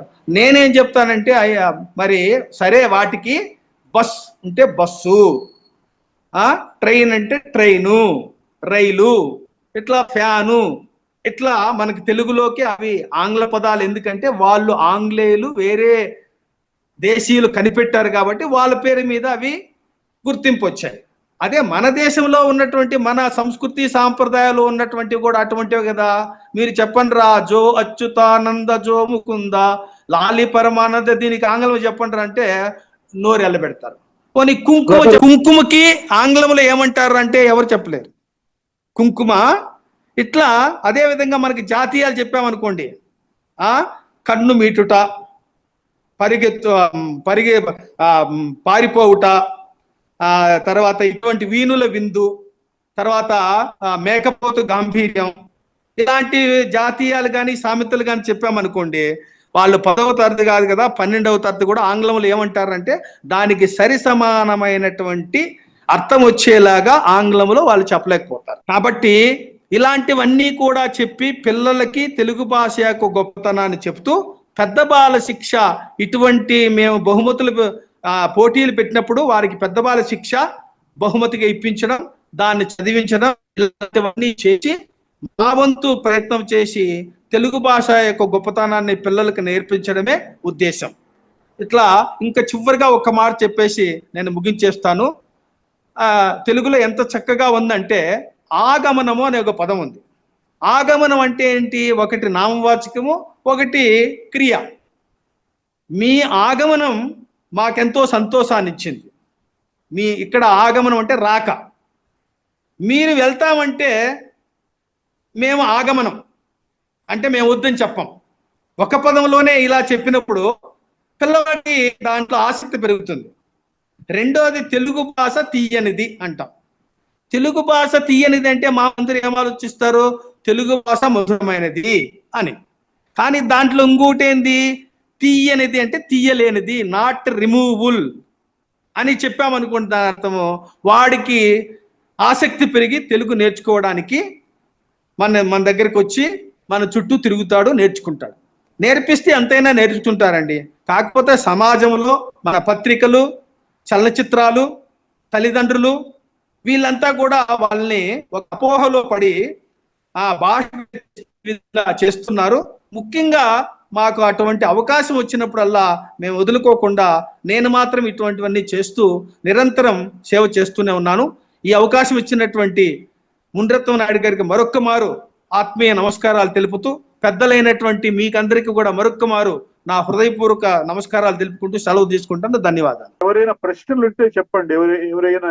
ఎవరికి ప్రశ్నలు వేస్తారు అంటే తులసి మేడం గారికి వేస్తారా, సంజీవప్ప గారికి వేస్తారా, లేకపోతే సుధాకర్ గారికి వేస్తారా? నమస్కారం అండి. నమస్కారం. పెద్దలు సుధాకర్ గారు అనుమతిస్తే నేను మధ్యలో, నాకు ఈ సంగణకంలో కొంచెం ఇబ్బంది కలిగి నేను మధ్యలో లేను. ఒక 2-3 పాయింట్లు మిగిలిపోయాయి, చెప్పొచ్చు అంటే చెబుతాను. చెప్పండి మేడం. చెప్పండి మేడం. చెప్పండి మేడం. ఇప్పుడు పాఠ్య పుస్తకాలలో ఇక్కడ మహారాష్ట్రలో చదువుతున్న పిల్లల కోసం చేస్తున్న తెలుగు పుస్తకాలు, ఇప్పుడు మన అప్పడు గారు అన్నట్లు అక్కడ పుస్తకాలు మాకు వర్తించవు అన్నట్లు, ఇక్కడ పూర్తిగా వర్తించకపోయినా మార్పులు ఇక్కడ స్థానిక స్థితిగతులు కలిస్తేనే అది మన పుస్తకం అనిపిస్తుంది పిల్లలకి. ఇప్పుడు మనకి వాళ్ళకి ఒకే క్యాలెండర్ అన్నమాట. అంటే మన ఉగాది నాడే వాళ్ళకి కూడా సంవత్సరం మొదలవుతుంది మహారాష్ట్రలో. దాన్ని గుడి పడవ అంటారు. కాబట్టి పాఠం చెప్పేటప్పుడు ఇటు ఉగాది చెబుతాము, అటు గుడి పడవ చెప్తాము. అలాగే జన్మాష్టమి చేసుకునేటప్పుడు మన పద్ధతి చెబుతాము, ఇక్కడ పద్ధతి చెబుతాము అన్నమాట. ఆ విధంగా 2 సంస్కృతులను కలిపి కూడా చెప్పడం జరుగుతుంది. అంటే స్థానికంగా ఉన్నదానికి వాళ్ళు సంబంధాన్ని ఏర్పరచుకుంటారు, కనెక్షన్ అవుతుందంటామే, కనెక్ట్ అవుతారనమాట. ఇంకొకటి వీళ్ళకి నేను చెబుతున్నాను కదా, 2-3 తరాల క్రితం వచ్చిన వాళ్ళు కాబట్టి ఇక్కడ మరాఠీ పదాలు చాలా కలిసిపోతాయి, హిందీ పదాలు కలిసిపోతాయి. అవి కాకుండా వాళ్ళ మాండలిక పదాలు ఇంకా కూడా నిలిచి ఉన్నాయి. మాండలిక పదాలు చాలా వరకు అవి అచ్చ తెలుగు పదాలు. వాటిని అసలు మనం అవి మంచివి కావు, గ్రాంధికం కాదు అని అనుకోకూడదు. అవే అస్సలైన అచ్చ తెలుగు పదాలు, సంస్కృతం కలవని పదాలు. అలాంటివి అవి కాకుండా ఈ మరాఠీ పదాల్లో మనం బంగాళదుంప, ఉర్లగడ్డ అంటామే, దాన్ని వీళ్ళు బటాటా అంటారు. సో పిల్లలు ఇవాళ వంకాయ బటాటా కూర చేసుకున్నాం అంటారు. అలాగే మునక్కాడని కట్టెలు అంటారు, కట్టెల కూర అంటారు. కట్టెల కూర అంటే మనకి అబ్బా కట్టెలతో ఏంటి కూర అనిపిస్తుంది. అలాగే బొక్కలు అంటారు. అలాగే థూక్ అనేది హిందీలో మరాఠీలో ఉన్న పదం, ఉమ్మి వేయడానికి. వీడు తుకాయించాడు టీచర్ అంటారు. అలాగే సెలవు ఇచ్చారంటే సుట్టి ఇచ్చాడు అంటారు. అవును. ఇవన్నీ ఉన్నప్పుడు మన ఉపాధ్యాయులు ఏం చేస్తారంటే వాళ్ళని హేళన చేయరు, వాళ్ళ భాషని నవ్వరు. వాళ్ళ భాషలోనే వీళ్ళు సహజంగా మాట్లాడుతున్నట్లు మాట్లాడుతూ మెల్లిమెల్లిగా వాళ్ళ ఇంటి భాష నుంచి వాళ్ళని బడి భాషకు పట్టుకొస్తారు. బడి భాష నుంచి మళ్ళీ వాళ్ళకి గ్రాంధికం కూడా నేర్పుతారు. ఇలా మన శ్రీనాథుడి పద్యాలు కానీ, పోతనామాత్యుడి పద్యాలు కానీ అన్నీ కూడా నేర్పుతారనమాట. సో ఈ విధమైన పద్ధతిలో తీసుకురావడం వల్ల వాళ్ళకి బడిలో తెలుగు అనేది వేరుగా ఉంది, మనది కాదు అనిపించకుండా ఇది మనది అని అనిపించే విధంగా పాఠ్యపుస్తకాలు కానీ వాళ్ళకి నేర్పే పద్ధతి కానీ ఉన్నదన్నమాట ఇక్కడ. ఇప్పుడు అప్పటి గారు అన్నారు, మళ్ళీ మన సుధాకర్ గారు అన్నారు, ఆ పాఠ్య పుస్తకాలు మనం ఇప్పుడు నాయుడు గారి పుణ్యమా అని మనం అందరం కలుసుకున్నాము. మీలాంటి గొప్ప గొప్ప వాళ్ళని కలిశాను. మనం ఒకరికొకరు సహాయం కూడా చేసుకోవచ్చు, అందించుకోవచ్చు, మనం సంపర్కంలో ఉండవచ్చు. నేను ఇతోధికంగా ఏదైనా చేయగలిగితే తప్పక చేస్తాను. మా పుస్తకాలు వాడుకోవాలన్నా కానీ వాడుకోవచ్చు, లేదా తయారు చేసి ఇవ్వమంటే కూడా వాటిలో కూడా ఇంతో అంత సమయాన్ని కేటాయించి చేయగలుగుతాం. ఇప్పుడు రాష్ట్రేతరకి మునిరత్నం నాయుడు గారు లీడ్ తీసుకొని చక్కని పుస్తకం తయారు చేస్తున్నారు. ఆ విధంగా మనము చేసుకోవచ్చు. పైగా మాతృభాషని నేర్పడం, మాతృభాష పిల్లలకి నేర్పడం వేరును. మన అప్పడు గారు అన్నట్లు ఆ భాష తెలియని వాళ్ళకి, భాషతో ఎక్కువ పరిచయం లేని వాళ్ళకి, భాష యొక్క సందర్భము, పరిసరాలు లేని చోట్ల ఏ విధంగా భాషా బోధన చెయ్యాలి, వేరే ఇంకొక భాష యొక్క ఆధారం తీసుకొని మన సుధాకర్ గారు చేస్తున్నట్లు వాళ్ళకి చెప్పవలసి ఉంటుంది అనమాట. ఆ విధంగా కూడా మనం ఏదైనా ప్రయత్నించి చేయవచ్చు. ఇప్పుడు వీరిద్దరి దగ్గర నుంచి నేను చాలా నేర్చుకున్నాను. అప్పటి గారు, సుధాకర్ గారు చెప్పిన విషయాల్లో వాటిని మేము కూడా ఆయన ఎంత చక్కగా అంటారు చూడండి, షాడో ప్లే అనకుండా అప్పుడు గారు అలాంటివి మనము కొంచెం చేసి, అలాగే మన సుధాకర్ గారు చేస్తున్న ఈ భువన విజయం, ఇంకా అష్టావధానం, ఇవి కూడా మా పిల్లలకు కూడా అందేట్లేదైనా చూస్తాము. ఇప్పుడు స్మార్ట్ టీవీలు, స్మార్ట్ క్లాసులు అని వచ్చాయి. వీడియోలు చూపించవచ్చు, ఆ విధంగా చేయవచ్చు. తమిళంలో మనతో పోలిస్తే అక్షరాలు చాలా తక్కువ. అక్షరాలు తక్కువ, సులభంగా నేర్చుకుంటారు, కానీ వాళ్ళకి మన ఉచ్చారణలో చాలా సమస్యలు వస్తాయి వాళ్ళకి. తాదా ఒకటే కాబట్టి వాళ్ళు స్పష్టంగా పలకలేరు. అది ఆ భాష యొక్క గొప్పతనం అనుకోండి. మనం వాటిని ఏమి విమర్శించడం లేదు, కానీ మనకి అక్షరాలు ఎక్కువ అయ్యేటప్పటికి వర్ణమాలు ఎక్కువ, దాంతోపాటు గుణింతాలు. ఇక్కడ మరాఠీలో బారాకడి అంటాడు, 12 ఉంటే మనకి 16 ఉన్నాయి గుణింత అక్షరాలు. ఇవన్నీ నేర్పేటప్పటికి 1 నుంచి 2కి వెళ్ళినా కానీ మనం అక్షరాలు నేర్పడంలోనే ఉంటున్నాం. పొద్దున అదే నేను డిజైన్ చేస్తున్నాను. ఇప్పుడు మనం ఎన్సీఆర్టీ పుస్తకాలు చూస్తే వాళ్ళకి 1-2 తరగతుల్లోనే వాక్యాలు, చిన్న చిన్న కథలు చదివేయడం వస్తుంది. మన పుస్తకాలు తీసుకుంటే 1వ తరగతి 2వ తరగతిలో కూడా ఇంకా అక్షరాల్లోనే ఉంటున్నాం. మన తల్లిదండ్రులకు కూడా అనిపిస్తుంది 2 ఏళ్లుగా బడికి పంపినా కానీ ఇంకా అక్షరాలు పూర్తిగా రాలేదని. అందువల్ల వచ్చిన అక్షరాలతో కలుపుకుని వాళ్ళకి మళ్ళీ చిన్న చిన్న కథలు, వాక్యాలు తయారు చేయడం చేస్తున్నాను. ఆ విధంగా మనం ఒకరికొకరు సహకరించుకొని తప్పక ఇంకొంత ఏదైనా చేయగలిగిందంటే నేను ఉడతా భక్తిగా చేయగలిగింది చేస్తాను. అప్పుడు గారు ఉడతా భక్తి అంటారు. ఆయన ఉడతా భక్తి కాదు, ఆయన హనుమంతుడు అంతటి వారు. చాలా చాలా సంతోషం అందరినీ కలుసుకోవడం. మునిరత్న నాయుడు గారికి ధన్యవాదాలు. Thank you. సుధారాణి గారు ఇందాక మేడం గారిని ప్రశ్నించాలన్నారు, ఉన్నారా సుధారాణి గారు? సార్, మీరు ఏదో మేడం గారిని అడగాలని అడగండి. సభా సరస్వతికి నమస్కారాలు. ఆచార్య బిట్టు వెంకటేశ్వర్లు గారి ఆధ్వర్యంలో మునిరత్నం నాయుడు గారు నిర్వహిస్తున్నటువంటి తెలుగు రాష్ట్రాల్లో కాకుండా ఇతర రాష్ట్రాల్లో, విదేశాల్లో ఉన్నటువంటి మన తెలుగు వాళ్ళని ఏ విధంగా అక్కడ ఉపాధ్యాయులు దారిలో పెడుతున్నారో చాలా చక్కటి కార్యక్రమంలో మీరు దీన్ని ప్రసారం చేస్తున్న మూలకారకులైన ముందుగా మీకు అభినందనలు తెలియజేస్తూ, ఇందాక తులసి భరత్ గారు, ఆమె రూపం వల్లే మాట కూడా చాలా అందంగా ఉంది. అక్కడ ఉన్నటువంటి తెలుగు వాళ్ళకి ఏ విధంగా తెలుగుని నేర్పించడానికి సాయశక్తులా ప్రయత్నిస్తారో తెలియజేశారు. అక్కడ వారి పిల్లల్ని ఆ మాండలిక పదాలని ఇట్లా పట్టుకొని ఆ దాంట్లోనే వాళ్ళకి విద్యాబోధ చేయడం అనేది అభినందనీయం. మిమ్మల్ని ఒక చిన్న ప్రశ్న అడుగుతాను. మీరు అక్కడ ఉన్నటువంటి పిల్లలకి మీరు చదువు నేర్పిస్తున్నారు తెలుగు మాతృభాష గల వాళ్ళకి. అయితే వాళ్ళు రికార్డులలో, అంటే స్కూల్ రికార్డులలో వాళ్ళ మాతృభాషని ఏంగా నమోదు చేసుకుంటున్నారు? అంటే వాళ్ళ మాతృభాషని తెలుగుగా నమోదు చేసుకుంటున్నారా, లేకపోతే అక్కడ ఉన్నటువంటి స్థానిక భాషని మాతృభాషగా నమోదు చేసుకుంటున్నారా? లేదండి, నేను చెప్పాను కదా, ఇక్కడికి వచ్చిన వాళ్ళందరూ కొంచెం ఆర్థికంగా వెనుకబడిన కుటుంబాలు అయినప్పటికీ వాళ్ళకి భాష మీద, వాళ్ళ సొంత ఊరు మీద మక్కువ ఎక్కువ. కాబట్టి వాళ్ళు తెలుగు అనే నమోదు చేసుకుంటున్నారు. ఇంకా ఆంగ్ల మాధ్యమంలో ఉన్నప్పటికీ మాతృభాష అంటే తెలుగు అనే నమోదు చేసుకుంటున్నారు. కాకపోతే ఇప్పుడు కొంచెం సాంఘిక పరిస్థితులు మారాయి. ఇప్పుడు మాతృభాష అంటే ఇంతకుముందు తల్లి తండ్రిది ఇద్దరిది ఒకే భాషగా ఉండేది. ఇప్పుడు అలాంటి పరిస్థితులు లేనివి కూడా చాలా కనబడుతున్నాయి. ఇప్పుడు తండ్రి ఆంధ్రుడు అయినప్పటికీ లేదా తెలుగు వ్యక్తి అయినప్పటికీ తల్లి మరాఠీ అవ్వడం కూడా జరుగుతుంది. ఆ విధంగా కూడా ఉన్నాయి. కాబట్టి ఇంట్లో మాత్రం తెలుగు మాట్లాడితే వాళ్ళు తెలుగునే రాసుకుంటారు. చాలా గొప్ప సంగతమ్మా, ధన్యవాదాలు. చాలా మంచి విషయాలు తెలియజేస్తారు. ఇంకెవరైనా ప్రశ్నించే వాళ్ళు ఉన్నారండి? అవునండి, నమస్కారం అండి. ఎవరు? నా పేరు శ్రీనివాస్ మాధవ్ అండి. చెప్పండి.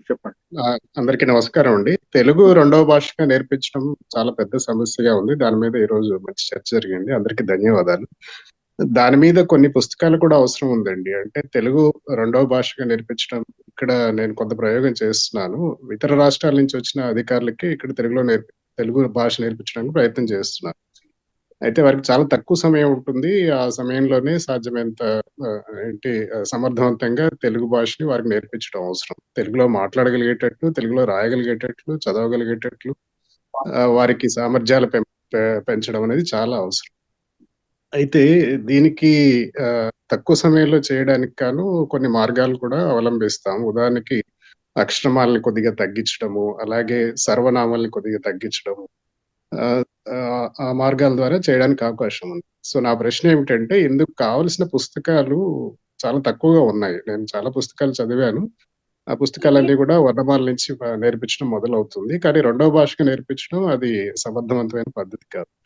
సో, దీనికి పుస్తకాల్ని మనం అభివృద్ధి చేయాల్సిన అవసరం ఉంది. ఎందుకంటే టీచరు ఉన్నప్పుడు, ఉపాధ్యాయులు ఉన్నప్పుడు నేర్చుకోగలిగితే బానే ఉంటుంది. వారు అడిగేదేంటంటే ఉపాధ్యాయులు లేకపోయినా కూడా మేము పుస్తకాల ద్వారా నేర్చుకోవడానికి అవకాశం ఉండేటట్టు సరళ వ్యాకరణంతో పుస్తకాలు కావాలని అడుగుతున్నారు. ఏది తెలుగు రాని వారు. సో, ఆ పుస్తకాలు గురించి ఇందాక ప్రస్తావన వచ్చింది. సంజీవ్ గారు ఒక మాట అన్నారు. మా దగ్గర కొన్ని పుస్తకాలు అభివృద్ధి చేశామని. అలాగే అందరూ కలిసి చేయాల్సిన అవసరం ఉంది. ఇప్పటికే ఉన్న పుస్తకాలు మనం అందరం ఒకసారి చదవగలిగినట్లయితే ఈ వ్యాకరణ పుస్తకాలు, సరళ వ్యాకరణ పుస్తకాలు రెండవ భాషగా నేర్చుకోవడానికి ఇంకా దానిపైన ఇంకా పని చేయాల్సిన అవసరం ఉందా లేదా మనం ఆలోచించవచ్చు. కాబట్టి సంజీవ్ గారు గాని, ఇతర ఉపాధ్యాయులు గాని, ఇతర పండితులు గాని ఇప్పటికే ఇలాంటి పుస్తకాలు ఏదన్నా అభివృద్ధి చేసినట్లయితే అది ఒకసారి వాటి గురించి చెప్పగలిగితే అది అందుబాటులో ఉన్నాయా ఆన్‌లైన్‌లో గాని అలా చెప్పగలిగితే తులసి మేడం వాటిని గారు ఇంకా మీరు అభివృద్ధి తులసి మేడం గారు మీరు ఏమైనా ఈ ప్రశ్నకు సమాధానం చెప్తారా? అంటే ఇప్పుడు మీరందరూ కూడా రైల్వే స్టేషన్స్ లో వాటిల్లో చూస్తుంటారు, బాలాజీ పబ్లికేషన్స్ బీపీ అని ఉంటుంది. ఎన్ని భాషలు అంటే ఒక భాష నుంచి ఇంకొక భాషకి, ఈ హిందీ ద్వారా తెలుగు 30 రోజుల్లో, మరాఠీ ద్వారా తెలుగు 30 రోజుల్లో ఇది ఉన్నాయి. కానీ వాళ్ళ ప్రింట్, వాళ్ళ పబ్లికేషన్ ఏ కాలంలోనూ చేసింది కాబట్టి కొంచెం అంత ఆ పుస్తకాలు అట్రాక్టివ్ గా ఉండదు పుస్తకం. కానీ సామాన్యంగా ఒక వ్యక్తి ఒక రాష్ట్రం నుంచి ఇంకో రాష్ట్రానికి వచ్చినప్పుడు బేసిక్గా కావాల్సిన సెంటెన్సెస్, వొకాబులరీ అవి ఉన్నాయి. కానీ అవి కాకుండా మనం చక్కగా ఒకటి తయారు చేయొచ్చు. అలాంటి ప్రయత్నాలు కూడా కొంచెం జరుగుతున్నాయి. అది పూర్తి అయ్యాక కానీ బయటికి చెప్పలేము. అలా తప్పక అంటే ఇంకొక మాధ్యమం ద్వారా తెలుగు నేర్చుకోవడం. అవునండి. సంజీవ్ గారు కూడా ఒక ప్రస్తావించారు. ఇలాంటిది ఏదో ప్రయత్నం జరుగుతుంది. వారు కూడా చెప్పగలుగుతారు. చెప్పారు. ఓకే, ఇంకెవరైనా ప్రశ్నిస్తారా? మీరు ఇంకేమైనా ప్రశ్న ఉందా? ఇంకేనా? శ్రీనివాస్ గారు మీరు ఇంకేమైనా ప్రశ్నిస్తారా? ఇంతవరకేనా? సంజీవప్ప గారు చెప్పింది మరీ డిఫరెంట్. ఎందుకంటే అది పూర్తిగా ఇక్కడ నుంచి డిటాచ్ అయిపోయిన వేరే దేశంలో కాబట్టి ఆయన అక్కడ తయారు చేసుకోవాల్సిందేనని చెప్పారు. అది ఆయన సమస్య, ఆయన కరెక్టే అది. కాకపోతే ఇక్కడ ఇండియాలో మాత్రం మరి అన్ని రాష్ట్రాలకి కలిపి ఒకే రకంగా తయారు చేయడానికి అవకాశం ఉంటుంది. సార్ అది కూడా చేస్తున్నాము. త్వరలోనే బయటకు వస్తాయి, వచ్చినప్పుడు చెప్తాను. అందుకే నేను చెప్పలేదు. సంజీవప్పటి గారికి ఏదైనా మనకి క్రియోల్ అయితే రాదు, నేర్చేసుకుందాం. లేకపోతే చూద్దాం మేడం, వాళ్ళు ఎవరన్నా వస్తే మనం దానికి హెల్ప్ చేయొచ్చండి. మనం తప్పక చేయొచ్చు. ఇప్పట్లో ఈ మాధ్యమం ఒకటి ఉంది కాబట్టి నేరుగానే కలుసుకోవాలని కూడా లేదు. కొన్ని ఇలాంటి పెట్టుకుని కూడా మనం వాళ్ళ అవసరాలు ఏంటి అని తెలిస్తే మనకి ఆ విధంగా ఇప్పుడు మనం చేసుకున్న పుస్తకం యొక్క మార్గంలో వాళ్ళు హిందీ ఇంగ్లీష్ కి బదులు క్రియోల్ పెట్టుకోవచ్చు. అంతే, హిందీ బదులు క్రియోల్ పెట్టుకోవచ్చు, లేదా ఇంగ్లీష్ బదులు క్రియోల్ పెట్టుకోవచ్చు. ఇంకా తప్పకుండా అక్కడ వాళ్ళకి ఇంగ్లీష్ అయితే వచ్చి ఉంటుంది కదా.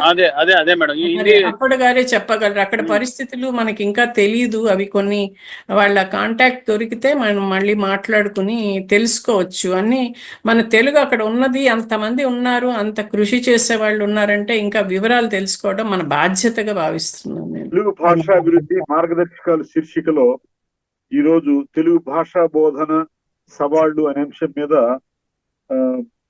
శ్రీ డాక్టర్ తులసి భరత్ గారు, special officer Telugu Tamil languages Maharashtra, వారు ప్రసంగం చేశారు.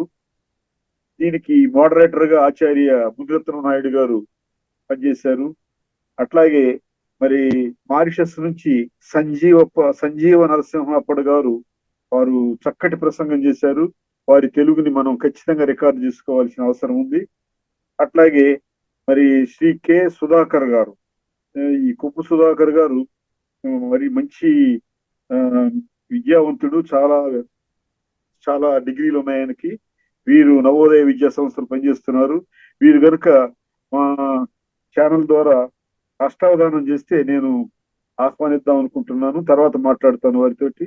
అట్లాగే ఈ చర్చా గోష్ఠిలో పాల్గొన్నటువంటి ఆచార్య ఉషాదేవి గారికి, మరి డాక్టర్ సుధారాణి గారికి, పద్మారెడ్డి గారికి, శ్రీనివాస్ గారికి, ఇంకా ఇతరులకు ధన్యవాదాలు చెప్తూ ఈ కార్యక్రమము ఇంతటితో ముగిసిందని ప్రకటిస్తున్నాను.